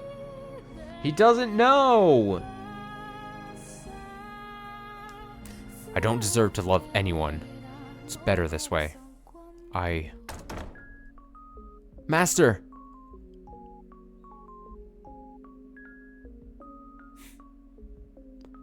What? I told you to go back to your room. Master, I need you to listen to me, okay? What? About what just happened. That doesn't count. You can't count any of that. Huh? That I said I loved you and that I shoved you. They don't count. Right. I was planning to forget that anyway. So don't worry. No, that's not what I mean. What I'm saying is that it's not something I should have said on a whim just because the moonlight was kind of pretty tonight. It wasn't supposed to be so casual. The way I said it doesn't get across at all how much I really care about you. It should have been something with more impact, rather. Me looking at you straight into your eyes, my heart jumping around like it's on fire. That's how I should have said it. What? What are you? I'm saying I want you to give me one more chance to do it right. Giselle?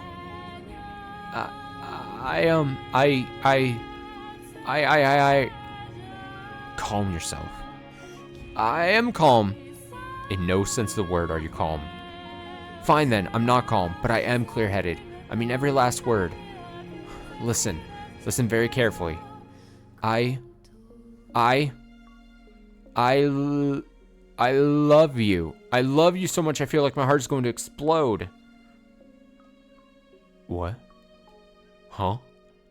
You mean, like, family? Like a brother, right? Romantic love. Romantic.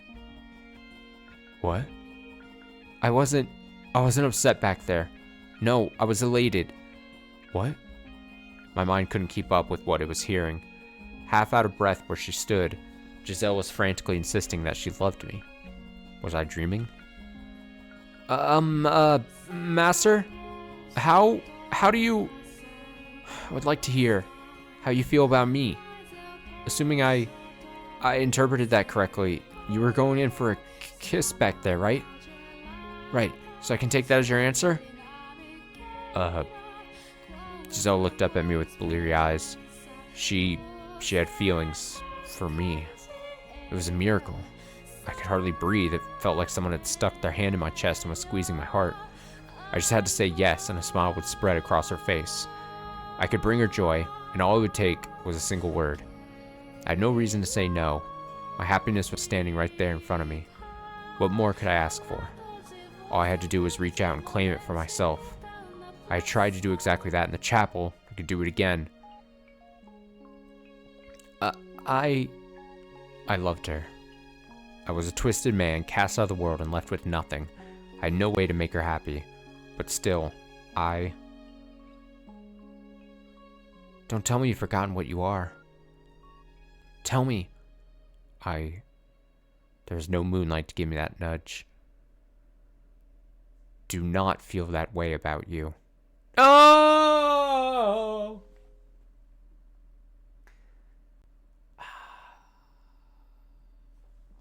What? I got confused for a moment. I apologize for the misunderstanding that seems to have caused. All the color drained from her, like a flower wilting before my eyes. A heavy sigh spilled from her lips. Her jade eyes swayed lifelessly back and forth. I hadn't thought mere love could possibly have such weight, but she looked as though I had just told her she was to be executed. I see. I'm sorry. I let it get to my head. Sorry for making such a racket. How can I sway? I don't know. I took it as, like, metaphorically they were swaying. I don't know. When someone's reeling or staggering back so much, do their eyes make it seem like they're swaying? Really, God, what was I thinking? I got way ahead of myself there. Her faux energy hurt to watch. I had hurt her, and this was the result. You wanted to protect yourself, even if it meant hurting her. But look where that got you. You would have been better off just going with it. Because when she learned the truth, she would have pushed you away anyway. I'm sorry. I'll be going now. Sorry for barging in on you like that. She made her way into the shadows toward the door. There, you did it. You preserved your peace. I got the feeling she would never again turn back. Your mistake was ever getting close to anyone. What I had always wanted was right there in front of me, and I was so close to obtaining it. And you pushed her away. The voices, the intrusive thoughts. I actually did love her. She would never love the real you. No, she couldn't. You're disgusting. I can't believe you actually had the gall to fall for me. Oh. Good night, Master. She was leaving. I wanted her here, and she was leaving. I simply had to acknowledge my feelings, and she would come back. Was I really content to let her go? In my weakness, I mistreated her. I hurt her. I let her go, and I was about to lose her, even though she said she loved me. And I felt the same way. Wait, please don't go. Your voice is shaken like a scared child's. What are you hoping to tell her like that? She was different. She absolutely was nothing like anyone in my past. She won't be any different. I decided I would try just one more time. To believe in myself, to believe in someone else. I lied. Giselle, from the bottom of my heart, You'll regret this. No, I won't. I sincerely love you. Oh, that didn't take long to mend. The fragrance of rose enveloped me. Her arms, wrapped around my chest, were both imbued with strength and shaking like mad, as though the slightest touch might shatter them.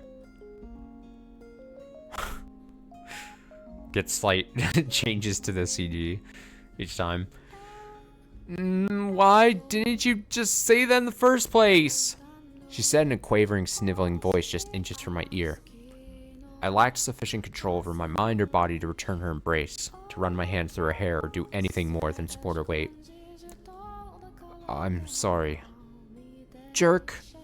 Bully. Brute. You don't get to play this one off as a joke. I am truly, sincerely sorry. They both sped ran like 2 seasons of a rom-com. Pretty much. We've gone through the whole roller coaster here in tonight's stream of the will they, won't they.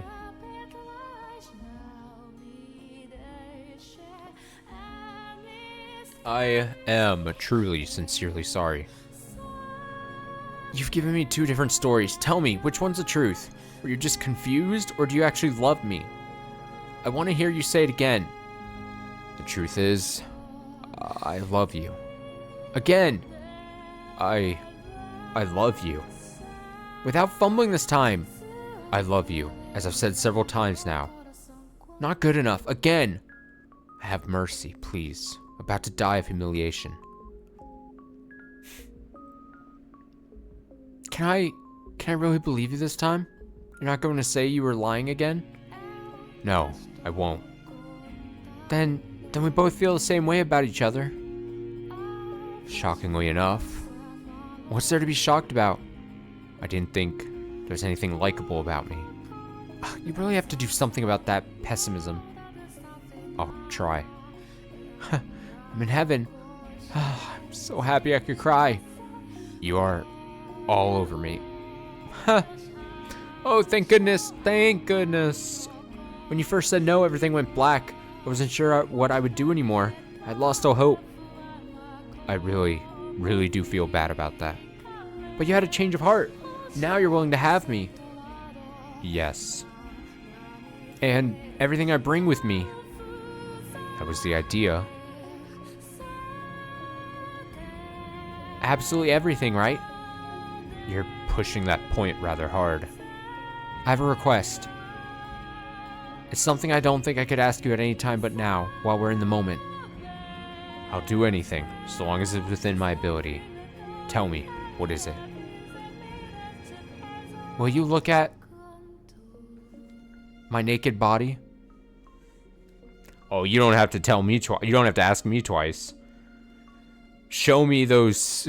Show me those 2 obese rats, please.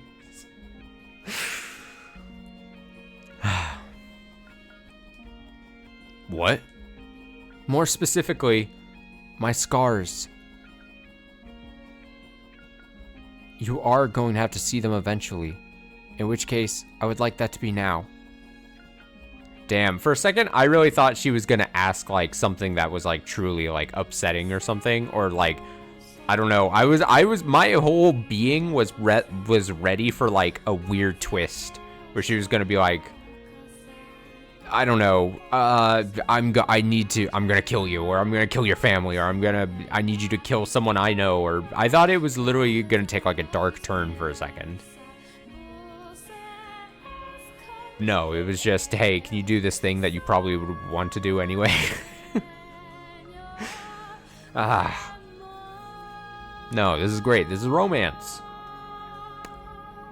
A year ago, I'd refused to look at her scars. I'd been certain I wouldn't be able to accept what they represented, the abuse my father had subjected her to.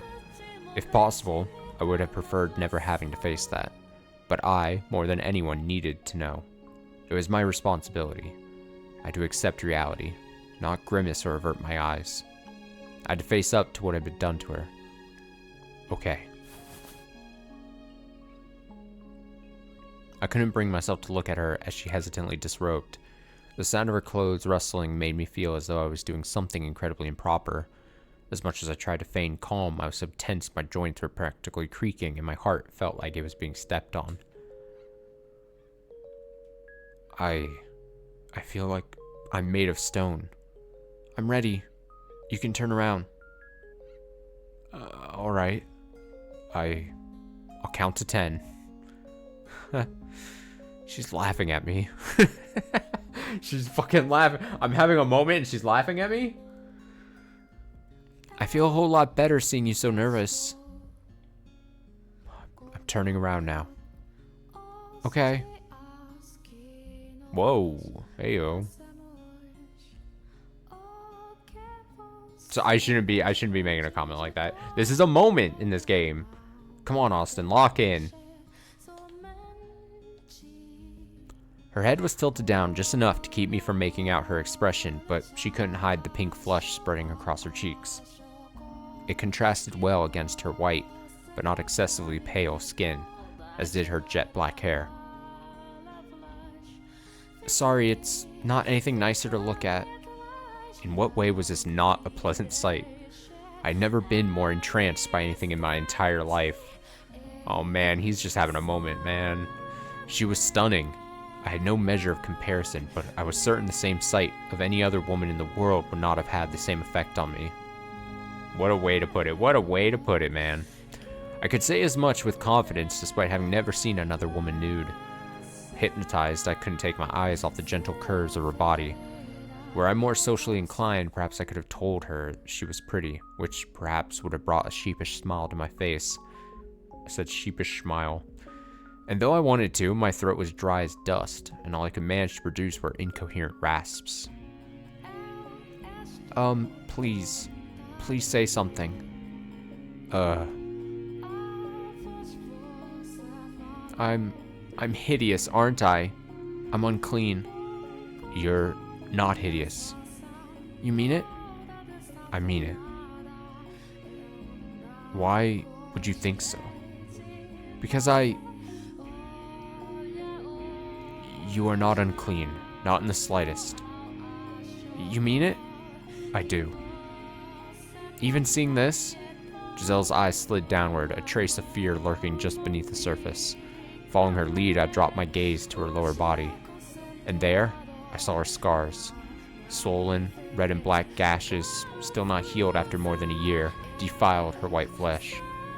As she had described for me, the lines were arranged to form letters carved into her skin. Ah, so that's why she said I would see them eventually. My instincts told me these were wounds she would carry for the rest of her life. I felt nauseous, heartbroken, infuriated at the fact that the person who had done this was out of my reach. This is what I was trying to say.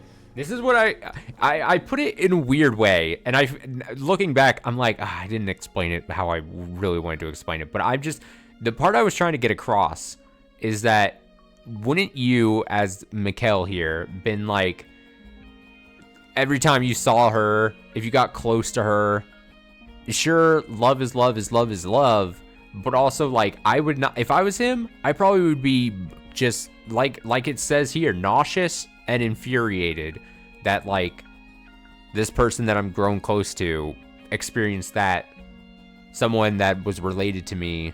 It would be a thing that would be, like, incapable of leaving my mind at any moment. And that's not her fault, for sure.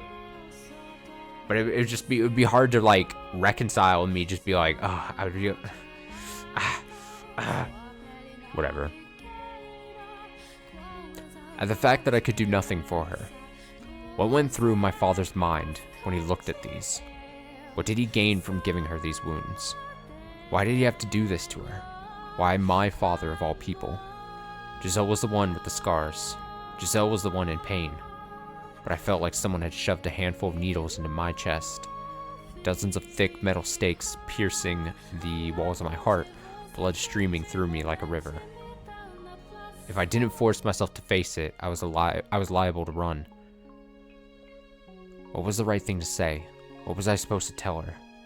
As hard as I thought, I couldn't come up with an answer. All I came up with was intense frustration. It killed me that I couldn't take these scars from her. But I couldn't give my father a piece of my mind. You are in no way hideous, no matter what marks are left on your body. Took all I had to form that single sentence. Thank goodness. I'm so glad to hear that. When I was down in that village, they said it didn't matter what they did to me because I was already dirty. That made me think I'd reached the point where I was so tainted, anyone could see it. I'm sorry. Why should you apologize? You were frowning really intensely. I thought I might have made you mad. No, not angry at you. I'm angry at my father, the villagers, and myself. May I touch them? You may. My hands were trembling, but I knew I wouldn't be doing her any favors by hesitating. As soon as my fingertips brushed her skin, she shuddered. Does it hurt? No, there hasn't been pain in some time. I could feel her trembling where I touched her. It didn't seem like it was going to subside anytime soon. Soon she began whimpering softly. Her lips moved as though she was trying to say something, but the best she managed was a few strained gasps. Tears had begun welling up in her eyes as well. I feel like I'm in heaven right now, but I also kind of hate myself. Hate yourself? But why? But because I can't stop shaking. I'm overjoyed to feel your touch, but I can't control my body. I know you're nothing like that, but I keep seeing flashes of you doing other things in my mind. It kills me that my body won't react the way I feel in my heart. I was foolish to have ever thought these wounds might have healed. Just as scars remained on her body, so too did they remain in her heart. Unlike the physical wounds, though, the ones inside her seemed to still be raw and bleeding. She just did such a good job of acting normal that I'd begun to think she might have gotten past them. Of course not, you blind fool. You shoved me back there because it brought back those memories. Question mark? That's right. I'm sorry. I'm really, truly sorry. Why are you apologizing? I should be the one. Do you have any desire to place a curse on him? What? Do you want to curse Antonin? If you so desire, I might be able to make it happen. And by curse, I mean I will strangle the life out of his neck. Cast a curse on him, perhaps even a fatal one. Nothing. Absolute nothing would scream romance more than going to murder that guy. Together. Oh. How romantic that would be, honestly. And I'm only half joking when I say that.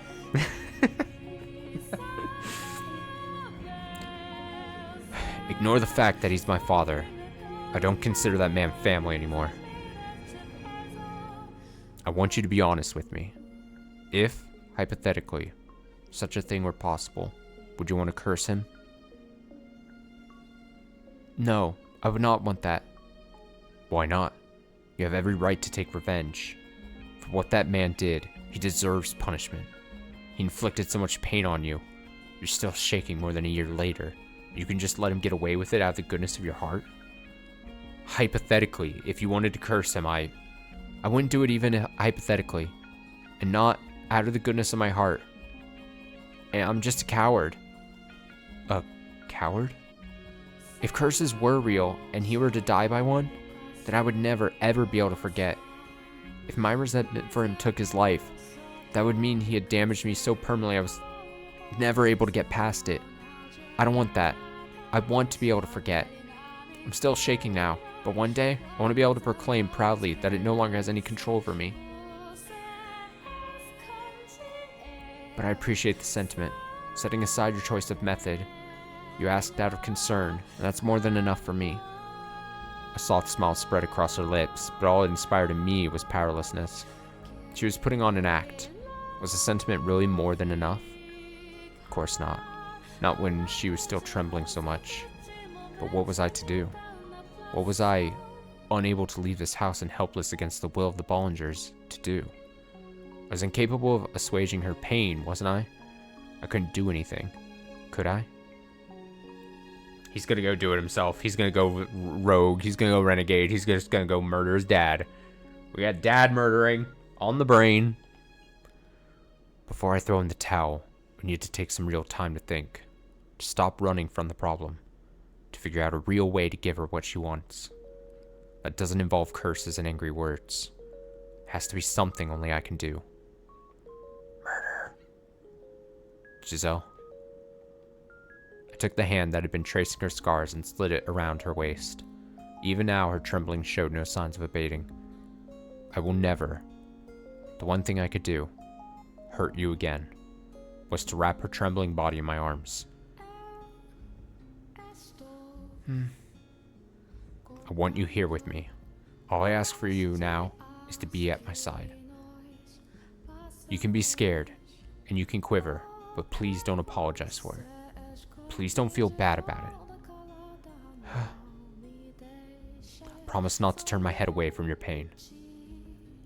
So I ask of you, try not to keep it buried. I have no power or influence. I don't know all the right things to say. I'm a man with nothing to his name. But the one thing I do have is a heartfelt desire to do whatever I can for you. As soon as I tightened my grip around her waist, she lurched forward, throwing her arms around me.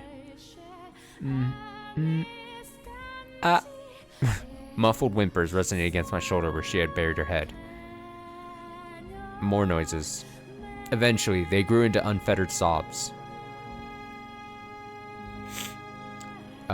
Cry. And my bedchamber was enveloped in the sound of weeping. She cried like a little child. The usually strong-willed, cheerful, optimistic Giselle wailed from the depths of her soul. This past year, she had constantly been nudging me forward. It was always her leading the way. There had undoubtedly been moments where she had wanted to cry like this but couldn't. So, starting now, I was going to try and support her too. I was sure I would mess something up, as I had little experience being caring. I'd probably anger her, probably stress her out, probably make her cry, but I found my resolve. I'd overcome my hesitation. I was sure I could do it, that I could create a place where she would find peace. I could surely. Giselle didn't stop crying until the sun had begun peeking over the horizon. I had, as I said, not looked away, simply holding her in silence. She had a decidedly not childlike frame, but she seemed incredibly small in my arms. We felt each other's warmth through my clothes. Between sniffles, Giselle said softly, "One day, I'm certain, I'll be able to, without any hesitation, be properly joined with you, and he'll be wonderful. Right now, I still can't control his shaking, but eventually, I want to be able to put my hands on you too." The affection infused in each and every word was palpable.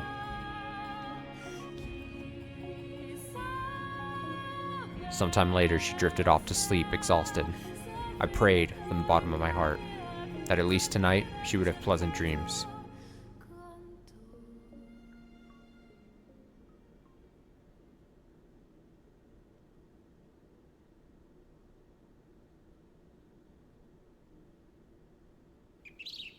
Nice. All right.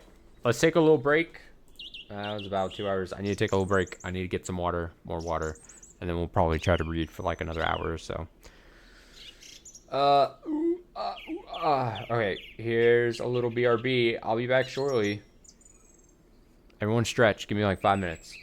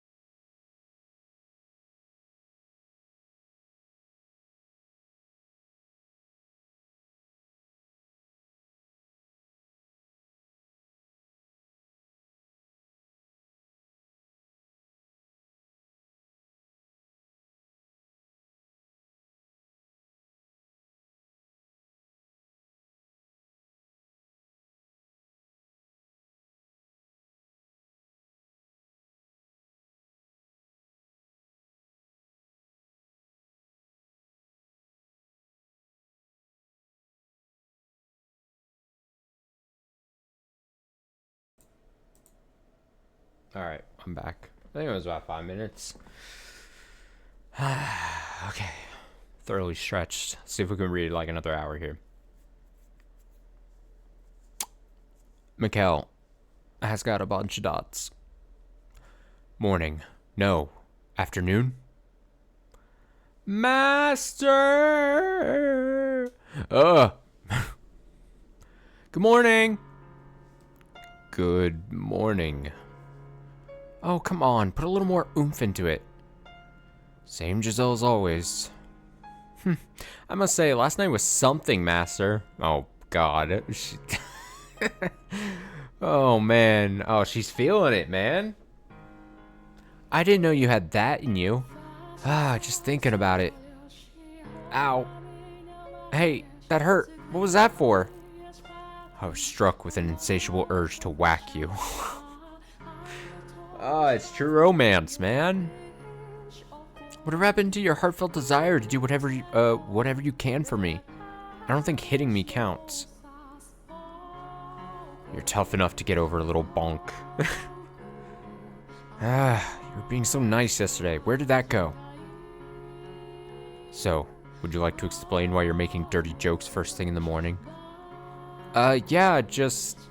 I was trying to lighten the mood to hide my embarrassment. Fair enough. Alright, but could you not joke about that in the future? Didn't actually do anything to you. No, you didn't. Sorry. Say, could I ask you something? Yes? You hardly ever use my name. It makes us feel so distant. Could you do something about that, maybe? Babe? No. That is not you at all. Just go with my name, please. I've been there before. Dude, pet names, like, I think is the term for that, where you're like, and then it just doesn't land right. It doesn't feel, it's awkward. I think in general, I'm pretty anti-pet name, like, type things like that. I'm pretty sure that's the term I'm thinking of. Pet names? I don't know what it says about me, but it just doesn't. I'm probably like Mikkel here, where if I tried to pull it off, a Giselle would have to be like, no, that's not you. Don't try that. We've graduated from a master-servant relationship to a romantic relationship, but that is a bit much. Romantic relationship? Exactly, so, in honor of the new us, let's make this last, alright, Mikkel? Alright.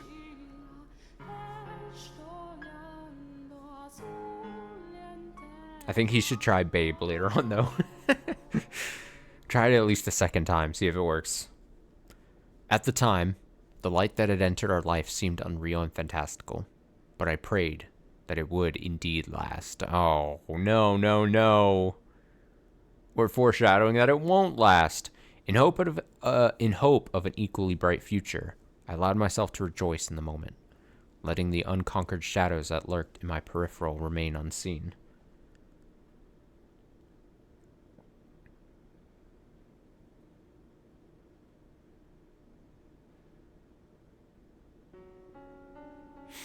Blackness consumes the once colorful space.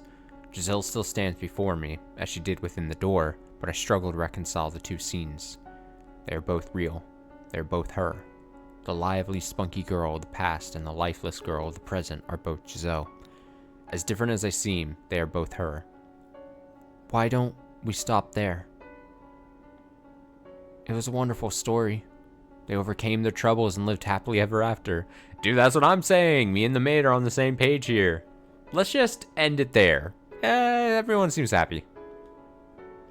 Is that not good enough? It could not be worse than where we are now. All we have to do then is erase the now. Throw everything away and start over from where it was better. You were able to bear them because they weren't your tragedies. And that goes far for more than just me. Actually, as a matter of fact, these words apply even better to her than me. The ending is already set in stone. It's already happened. What point is there in watching it again? All that accomplishes is making me all that accomplishes is making me relive it all. The ending has not been written. We are both here now, which means our end still lies ahead of us. Then, can I ask you to promise not to let go of my hand no matter what? No matter what happens, you mustn't let go of my hand. Now I understand. That was a request, even if she didn't perceive it as such. In place of a verbal response, I squeeze her hand in mine. I know where this tale is heading, toward tragedy. All the other doors we visited ended in tragedy, and ours is no exception. But perhaps what's waiting at the end of this one is even more dire than I imagine.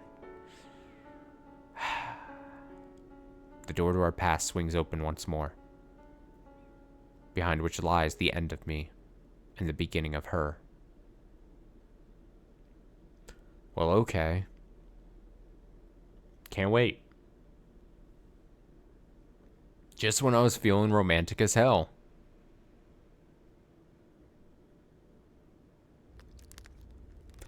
A month had passed since the night with the rose. Right on schedule, the monthly delivery arrived, but in it was a letter that would dramatically change our lives. My father, Antonin, had fallen ill and died. Oh, that's such a shame. Anyway, I presumed it was the witch's doing, but she was silent, refusing to respond to my questions. If it wasn't her, then he must have died naturally. It seemed more than a little tasteless to celebrate someone's death, but good taste and reality do not always agree. I was extremely can't read anymore. I was extremely relieved to hear the news. The man had raped Giselle. He had tried to have me killed, and now he was gone from this world. I had been waiting for this moment for years. His passing had another effect as me. My death could be revoked. You know what we do when someone dies? Where is it? Do I still have this queued up in the... Surely I do, right?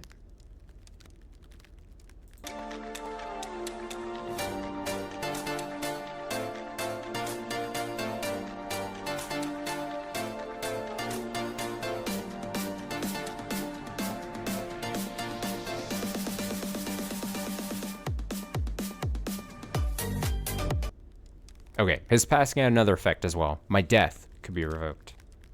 Many years ago, my brother had told me that when he succeeded our father, he would welcome me back to the Bollinger estate, and I could be part of the family once more. I started to panic, because I'm pretty sure the last time I actually queued that video up and put that on stream for a VOD, then I had to do a lot more extra work because the whole VOD got blocked or something. Whoever owns the copyright to that song, I think, like, just made me have to take the VOD. So I panicked there, but I could not help it, because that is the song to play when someone you're glad that dies has died. So, we'll see how that goes on the VOD. And I could be part... Where was I? My brother had told me that when he succeeded our father, he would welcome me back to the Bollinger estate, and I could be part of the family once more, which meant this letter signaled the end of my banishment. Oh shit, they get to go back and be happy. Yeah. So where's the sadness come in?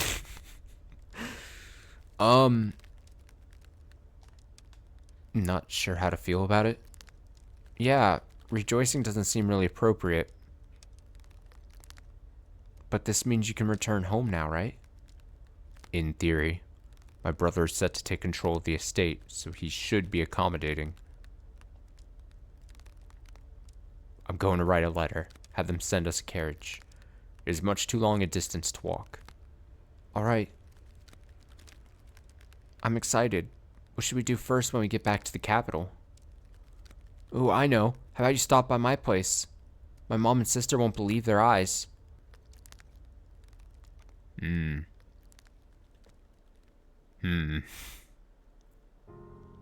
time in this mansion was almost at its end. The future I had only vaguely envisioned was now within my reach. I'd always spoken of this moment predicated with eventually, like it was some kind of unobtainable fantasy. But now that it was practically a reality, I realized I hadn't actually given it much thought.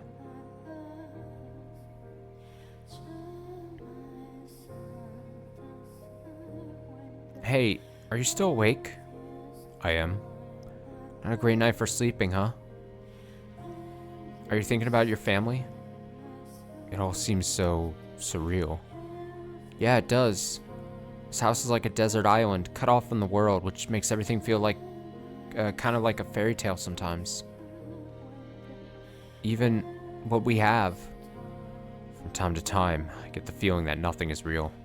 That the outside world is just a figment of my imagination. That my entire life only ever existed within these walls. Are you nervous? Maybe I am. I always thought that when this day arrived, it would be more cathartic. Sorry, finally able to take you back to the capital. Can't seem to get past my own negativity. It's only natural to be nervous. I am too. I haven't spent nearly as long as you living in this mansion, but I know how you feel because I feel the same way. Not knowing what the future holds. It's scary. You know, I was thinking, I'd be okay with staying. I mean, I would love to return to the capital and I miss my family dearly, but even if I never get to see them again, in no way would I consider myself unhappy. I honestly think I've got a pretty wonderful life. If you're not comfortable going back to that house, and you're just saying you'll endure it for me, Giselle, there are other paths we can take. You could live with your family, or you could remain here in the mansion. Not at all, no. I want to. No matter where I go, you'll be there with me, Mikkel. It's true. I am nervous not knowing what the future holds, but not in a scared something bad might happen kind of way. It's more of a jittery, excited anxiousness. Confident the two of us can overcome anything, no matter what obstacles may come our way. Together, we can create an even more wonderful future. Don't worry, Mikkel. The future's nothing to be afraid of. You make it sound like I'm paralyzed with fear. But you are, aren't you? Hey now, don't give me that look. Once again, she's the one pushing me forward. I'll make sure you have a good, happy life. Thank you. What? Nothing. I'm feeling kind of sentimental, thinking about how we've only gotten a little time left here. Wasn't perfect, but it was an important part of my life. Indeed. Say. Yes? Well, I think I could handle it right now, probably. It? Oh boy. Oh, use your head, you little... I don't follow. Ugh, how can you be so dense? I mean, you know, touching and so forth. You know, take the next step. I'm saying I'm feeling up for that right now. It's not proper for a woman to bring up that subject, is it? But I did kind of ask you to wait. I feel bad leading you on for so long. Mikkel's doing the me tactic. Oh man. Yeah, I'm sorry. Again, he's just like me, for real. I'm so dense like that. You're shaking. I'm just really emotional, that's all. You don't need to force yourself if you're not ready. I can wait as long as you need.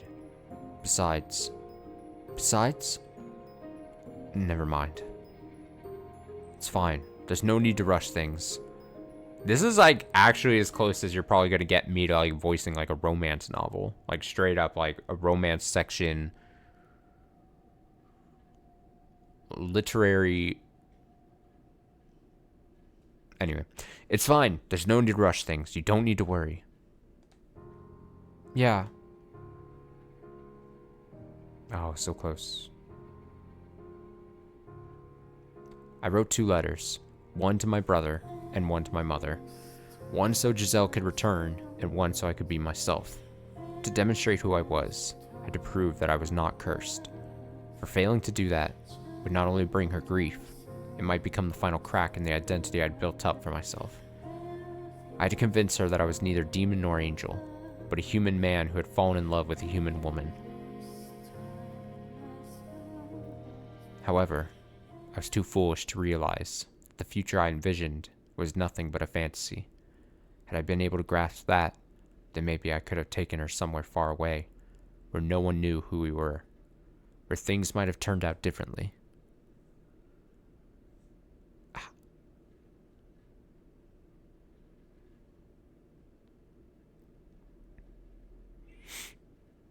It's been really foggy out lately. I'd rather if we left when it was clear. It would be terrible if the coachman rolled the carriage because he couldn't see where we were going.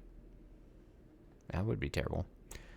If there wasn't so much fog, I would probably have been able to see the little columns of orange evening sunlight fighting their way through the trees, but the milky white mist seemed to swallow up all the light, leaving nothing for the surrounding area. It was rather dreary weather. I wonder when they'll be here. Although, if they never do show up, that's okay too. I was finally able to return to the capital with Mikkel, to see my family again, and that was wonderful. It was like a dream come true. But it wouldn't disappoint me if that didn't end up happening. I didn't care where I ended up, as long as Mikkel was there with me. That's all that matters. I should probably close the windows. Coach isn't likely to show up at night, I don't think. I reached my hands out to shut a window, which is when I saw something wavering beyond the heavy mist. Light? And it wasn't just the one. Is it the people? Is it the village people? The village people. It's fun to stay at the YMCA. Oh my god! The village people are approaching. Young man. There's no need to feel down, I said, young man. And it wasn't just the one. Looking closer revealed several more flickering spots. You don't get the reference? Don't fuck with me. You cannot. The village people. The people who made the song YMCA. The village people, but not village. I'm talking about my guess. It hasn't been revealed yet, but I'm saying that the village people are coming.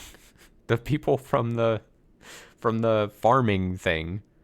They've come to exact revenge. Was my guess. And so when I said village people, then I thought village people like YMCA. I don't. Are you questioning me saying village people as in this game, or you don't know you don't know the village people made the YMCA? Oh, well, it's always good to learn something on my streams. You know what I mean?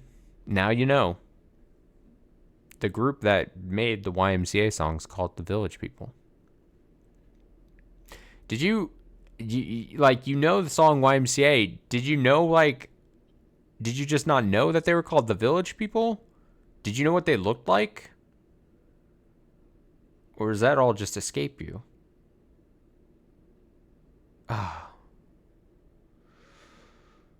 It's just I want to say that's not even just me being an old thing. That's just like a common knowledge thing.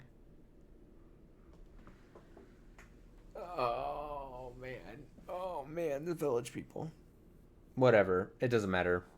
They're apparently like pieces of shit allegedly, so I don't really care. Fuck them. Fuck the village people. I don't care. And it wasn't just the one. Looking closer revealed several more flickering spots. They moved up and down slowly but rhythmically. As more and more came into view, my mind began seeing them as people carrying torches. They're coming this way? Could they be our escorts? Back to the capital? Oh, Giselle, you sweet summer child. Though... What? As soon as the thought, there sure are a lot, popped in my head, something whizzed past my cheek. What? Huh? What was... Huh? What? It was an arrow. Giselle!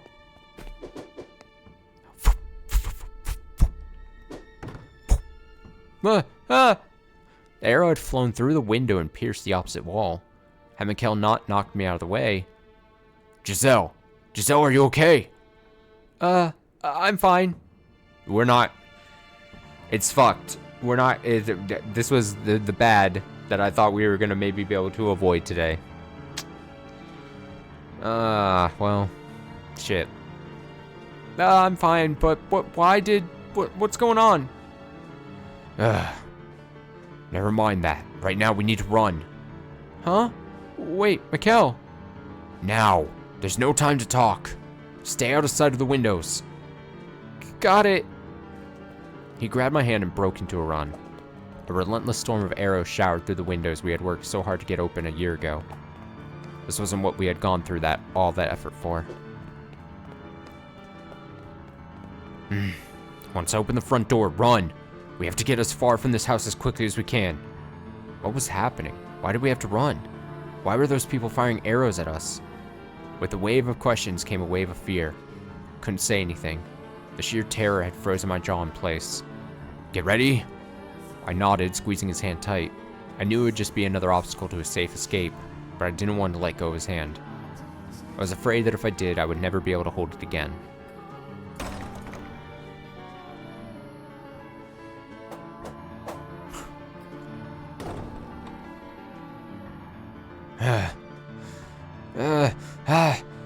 Are you alright?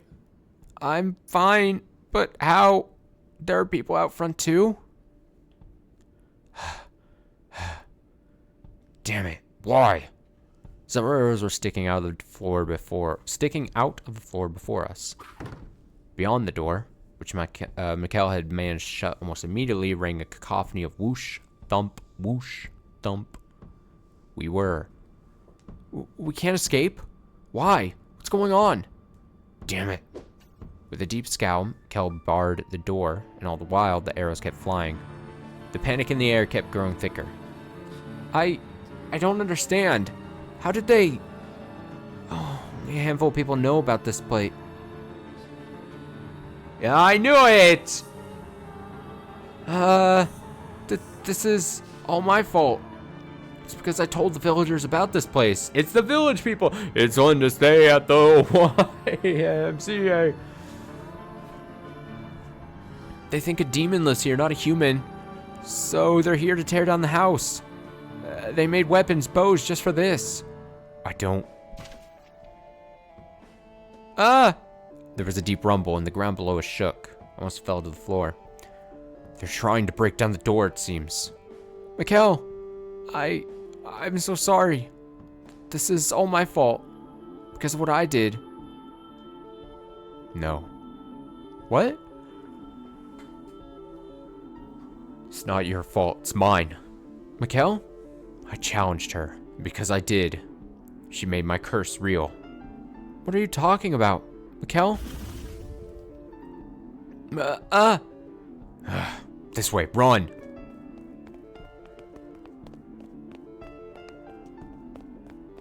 Mikhail dragged me through the mansion's corridors until we reached the chamber with the stained glass window. At the far end of the room sat a small door. Where does it lead? I'd been aware of the door's presence, but I'd never gone inside it.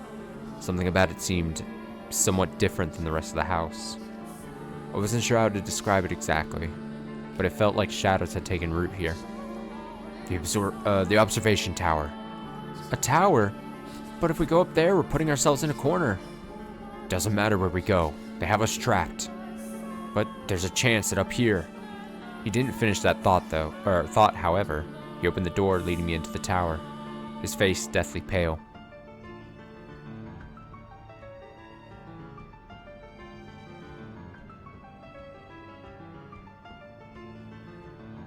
It's sort of like the fourth door story, sorta.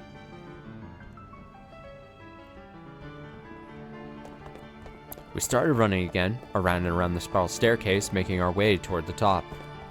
In regular intervals along the way were rectangular windows. A layer of fog still lay thick across the land. Peering out into it made me feel like we had been thrown into a dream world, if it weren't for the orange spots of torchlight surrounding the mansion. Silhouettes holding the torches. Is that armor? Appeared to be knights. Mikhail, tell me, why do you think this is your fault? What is your curse? Your curse. It isn't just the color of your hair and eyes, is it? There's more to it, isn't there? There's something else, isn't there? Mikhail's gaze was firmly directed forward as he frantically led me up the stairs. We were breathing hard. The sound of it echoed against the tower's stone walls. Our panicked hearts were beating so hard, I was afraid they might be able to hear it outside. Eventually, we made it to the top. A pile of discarded rope lay unceremoniously at the front of a door, presumably once used to seal it shut. The door itself was deeply weathered and rotting in places. It had obviously been left sitting in disrepair even longer than Mikkel had lived here. What is this? Inside!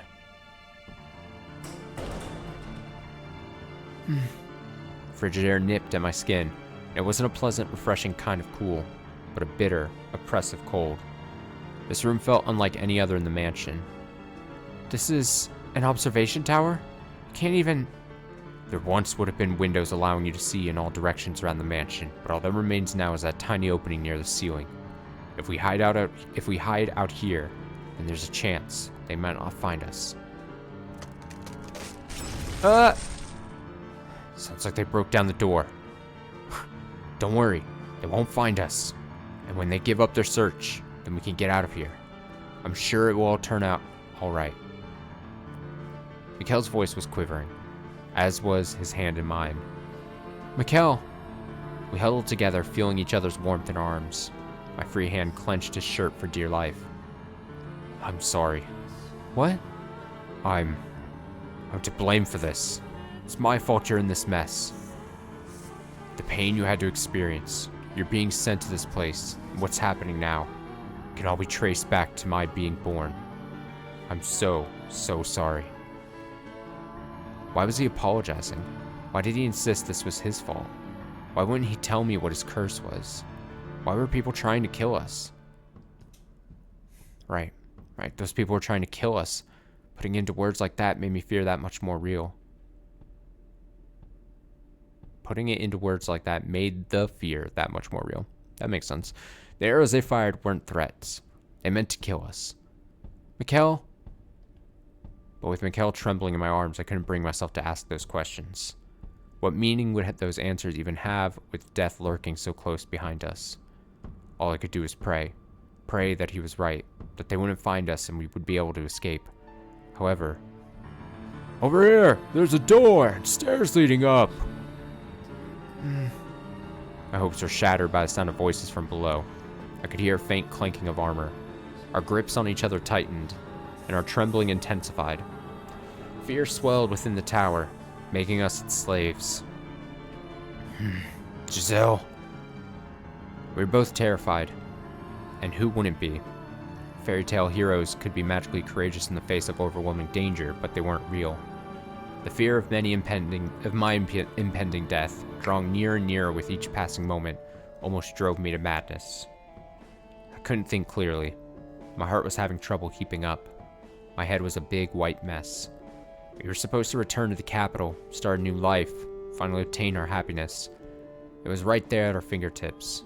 Enough happiness to make up for Mikkel's 10 years of isolation, and even enough to erase that nightmare from my memory forever. What had we done to have that taken away from us? We just loved each other and wanted a quiet life together. Nothing outrageous. I don't want to die. I don't want to die. I don't want to die. But what scared me the most was being separated from Mikkel. Hey, Mikkel, what are those people really doing here? If what they're after is money or valuables, we can offer them everything in the mansion. We don't need any of it. If they don't want us to return to the capital, we can tell them we'll stay here. They might be willing to talk it over. I don't care if I lose everything else. As long as I have you, I can survive anywhere. All that mattered was that we had our lives. So long as the two of us still breathed. But... Death! Death to the unholy one! Death to the heretic! Death to the... Despair hung over us like the fog outside. There were no heretics, no witches, no unholy ones here, but they would probably never listen to us. The moment we stepped outside of this room, we would be dead, no matter what we said. Mikkel? I'm all right. It's okay, Mikkel. I'm not scared. You're here with me after all. I'm fine. It's all fine.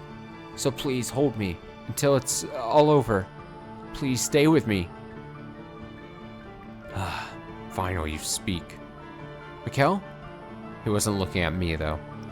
His unfocused eyes were directed upward, not toward any particular point, but wandering aimlessly.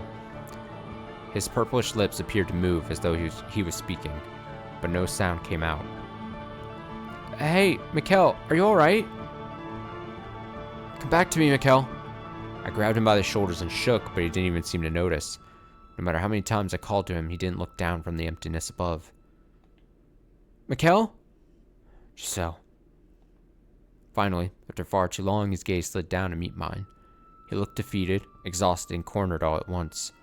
I was scared too, but his fear seemed to have consumed him entirely. Please hear me out, Giselle.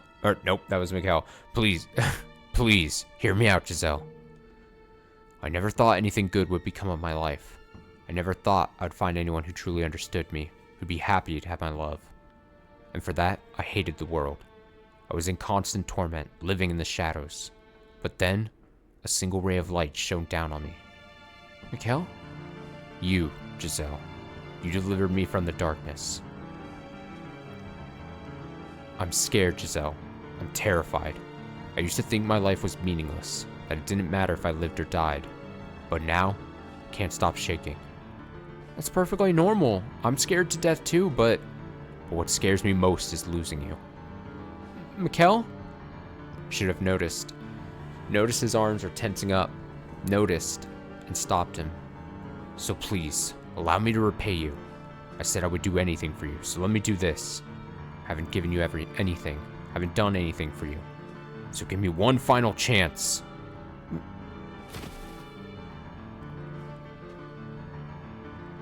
Mikkel!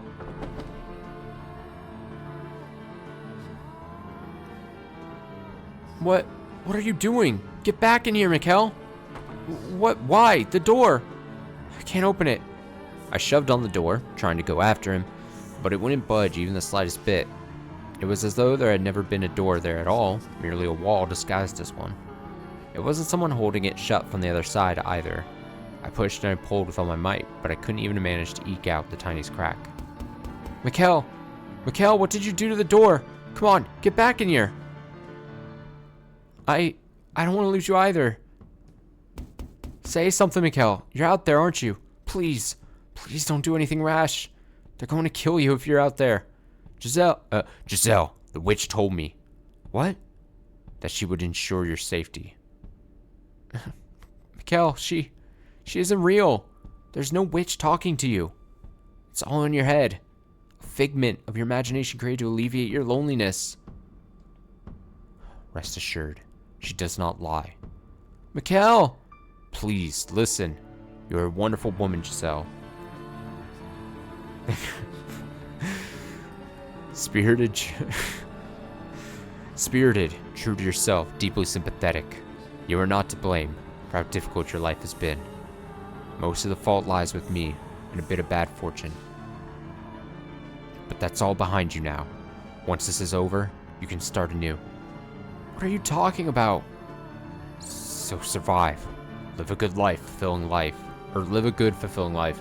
Move past this. Live your life and always love your family. I know you can do it. That is my wish for you. No, I don't want that. I want to be with you. No one else but you. I don't want to let you die. There it is. Death to the heretic. Death to the heretic. Death to the heretic. Get back in here, Mikkel. Open the door. My choice is to live on without you. I'd rather... Your scars will heal. You'll find a nice man and have a wonderful family. Why? Thank you, Giselle, for bringing light to my world. Don't say that. But if there's a next life, I hope you don't mind if I pray that we're able to meet again. That we can find each other once more in another world. Mikkel! Mikkel? It is our holy duty as knights of the church to deliver punishment unto the heathen who made a pact with the devil. Come on, Mikkel. Open the door. You are sentenced to death, your body to be hanged upon the cross for 3 days and 3 nights, wherein your unholy flesh shall be purified by the fires of heaven. Why? What are you doing here? Open the door, Mikkel, please. Listen to me. You can hear me out there, can't you? You shall now be executed. Ha! Do you have any final words? Who is it you're sentencing to death? Mikhail Bollinger, or a demon child, naturally. Or a witch, perhaps. Please, open the door! Why won't you open it? He isn't unholy or impure. He's a perfectly normal human and a very sweet man. Yes, I'm the witch. The witch isn't here. I'm the one you want to execute. Kill me. Execute me. Now I see, Giselle. This world. Kill him! What? No. Burp.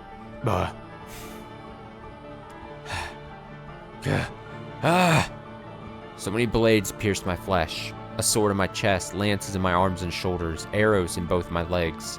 I could hardly even tell what hurt anymore. There was an unpleasant hiss sound in the tower, almost like a heavy rain. It was the sound of my blood spilling onto the stone. Red. It was red, just like anyone else's blood. Didn't flow into unnatural patterns, didn't turn into black demonic shadows, didn't cause anyone who touched it harm. It was just ordinary red blood. Regardless, this body was probably still cursed. It had to be. I couldn't hear Giselle's voice anymore. I hoped she was safe and alive. I prayed that at least she would be protected. That the witch would keep her promise. It was getting dark. Light was quickly departing from my world. Darkness everlasting dragged me down into its pits.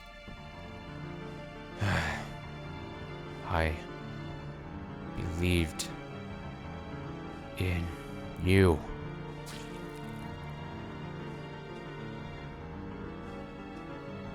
Mikhail? Mikhail? Hey, say something. Talk to me. Hey, what's going on? What's going on here? No, this can't be happening. An impossibly heavy thud came from beyond the door, and with it, Mikhail fell silent. Then, intermittent squelching sounds as something slid down the door. No, this can't be. Why? I pounded on the door with all my strength, but still it refused to give. The skin of my hands eventually going raw and beginning to seep blood. Why? Why should Mikhail have to be killed? Tell me, why? Take me with you. Please, don't leave me behind. The man isn't a witch, he isn't cursed. I'm cursed, not him. So don't hang him, don't humiliate him like that. Kill me instead. Please. Again and again and again I pounded on the door, but the self-described knights on the other side seemed to not even be aware of my presence. They seemed unable to hear my cries. Their armor clanking with each step, they began to descend the staircase, and with it, I could hear the sound of something being dragged slowly across the floor.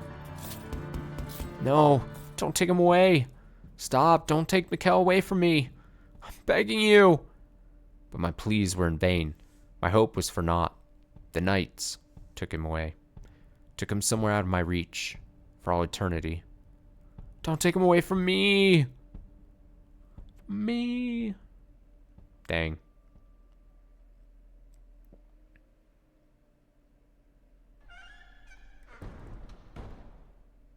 Mikhail?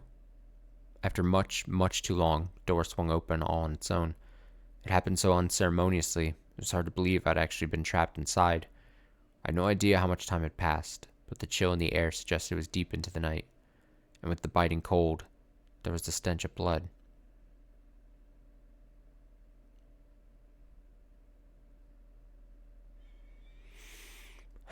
Why? Mikhail, I never wanted this.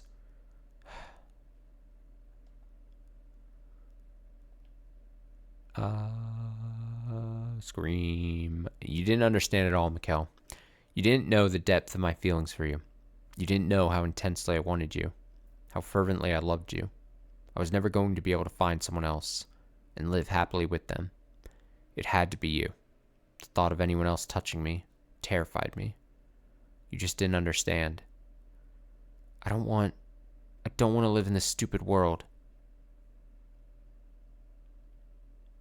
The time I spent with you truly was the happiest time of my life.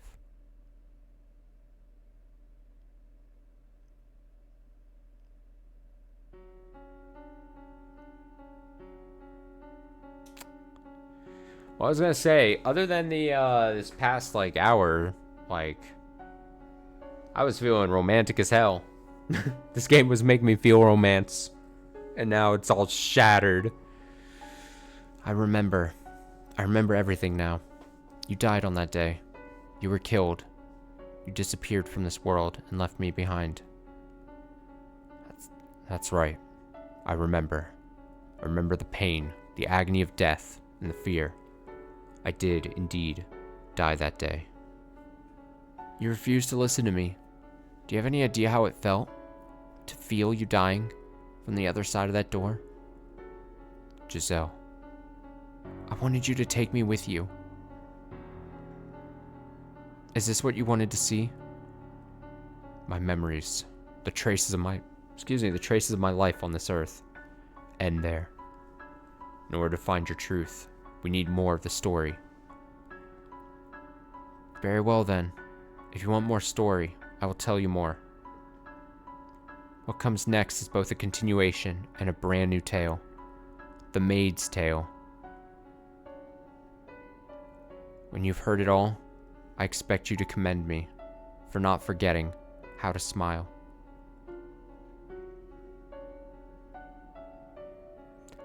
We haven't completely cut through the darkness yet. An Arctic wind blows past me. At the same time, I'm gripped with an overwhelming urge to break down into tears. Perhaps this is the solitude she felt for so long. I have to face this. I have a responsibility to her to do so. And I have to atone for being such a misguided fool all these many years ago, convinced that I was doing what was best.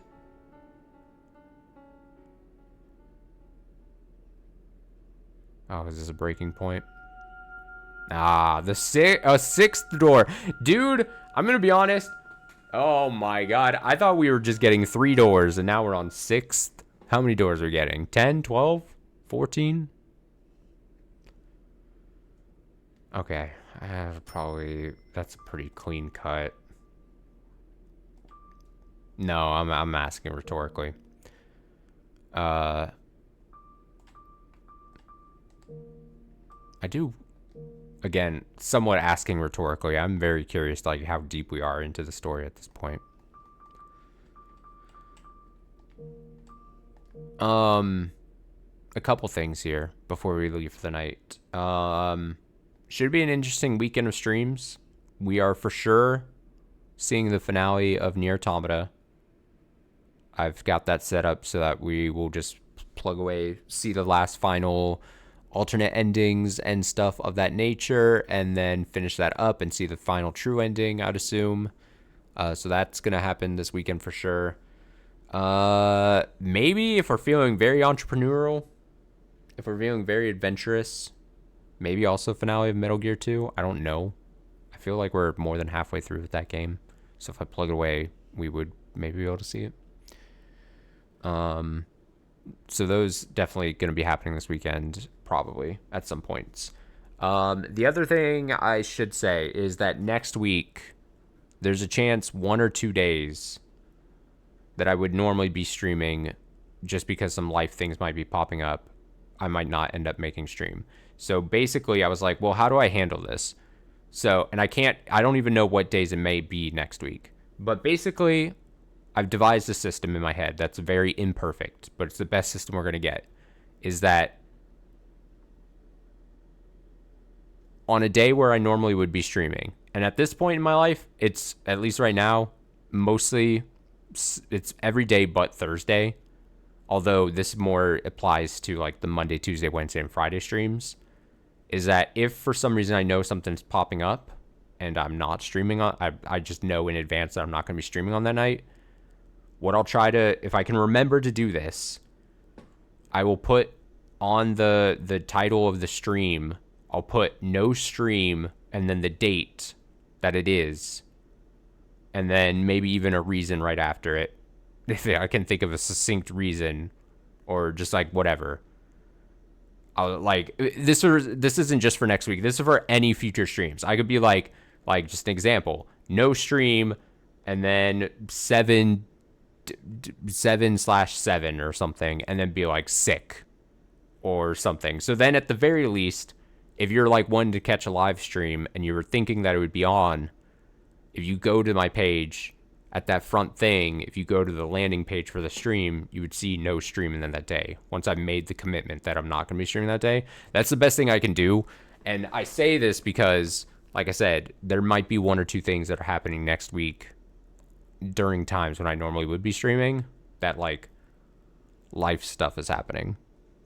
And unfortunately, I got to be somewhat vague when I say it, but hopefully it'll all come to light someday, what I'm working on behind the scenes. So, yeah. So if you're like, so again, this is an example, especially for the more popular, like Fata Morgana streams on Tuesday. Say something pops up, a plan of some sort that, like, I can't move to another day other than Tuesday.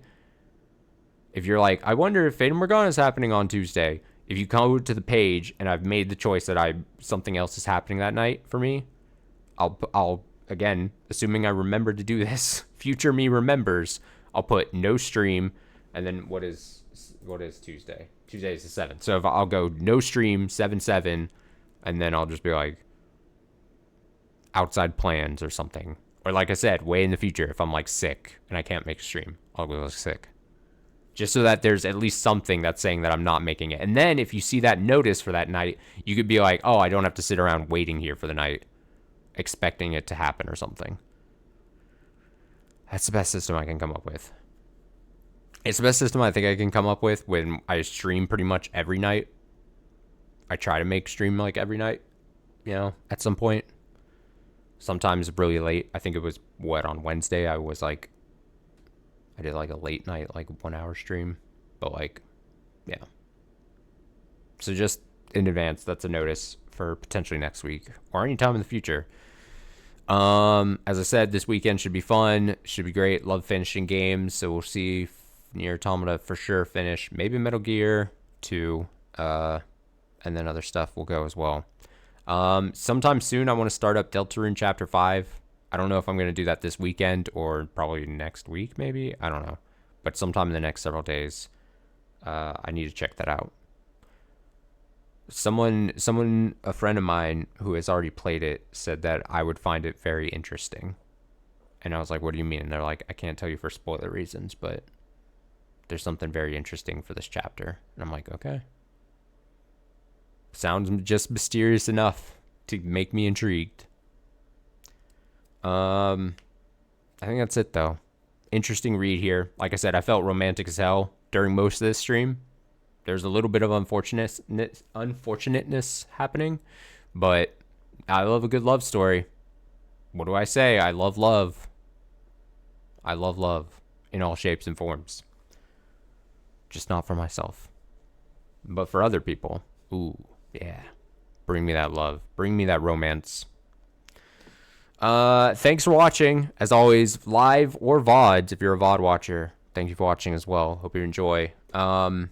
Have a great weekend. If I don't see you, have a good one. Have a good 4th of July. I forgot. 4th of July this weekend. If you're doing any 4th of July plans, I'm not, because, I mean, come on, whatever. But if you do, if you're partaking, or if you eat a hot dog or a burger on the grill or whatever, I don't know what 4th of July here in the States activities are. Fireworks, whatever you do, hanging out with family. I don't know what you do. I haven't hung out with family on 4th of July in forever.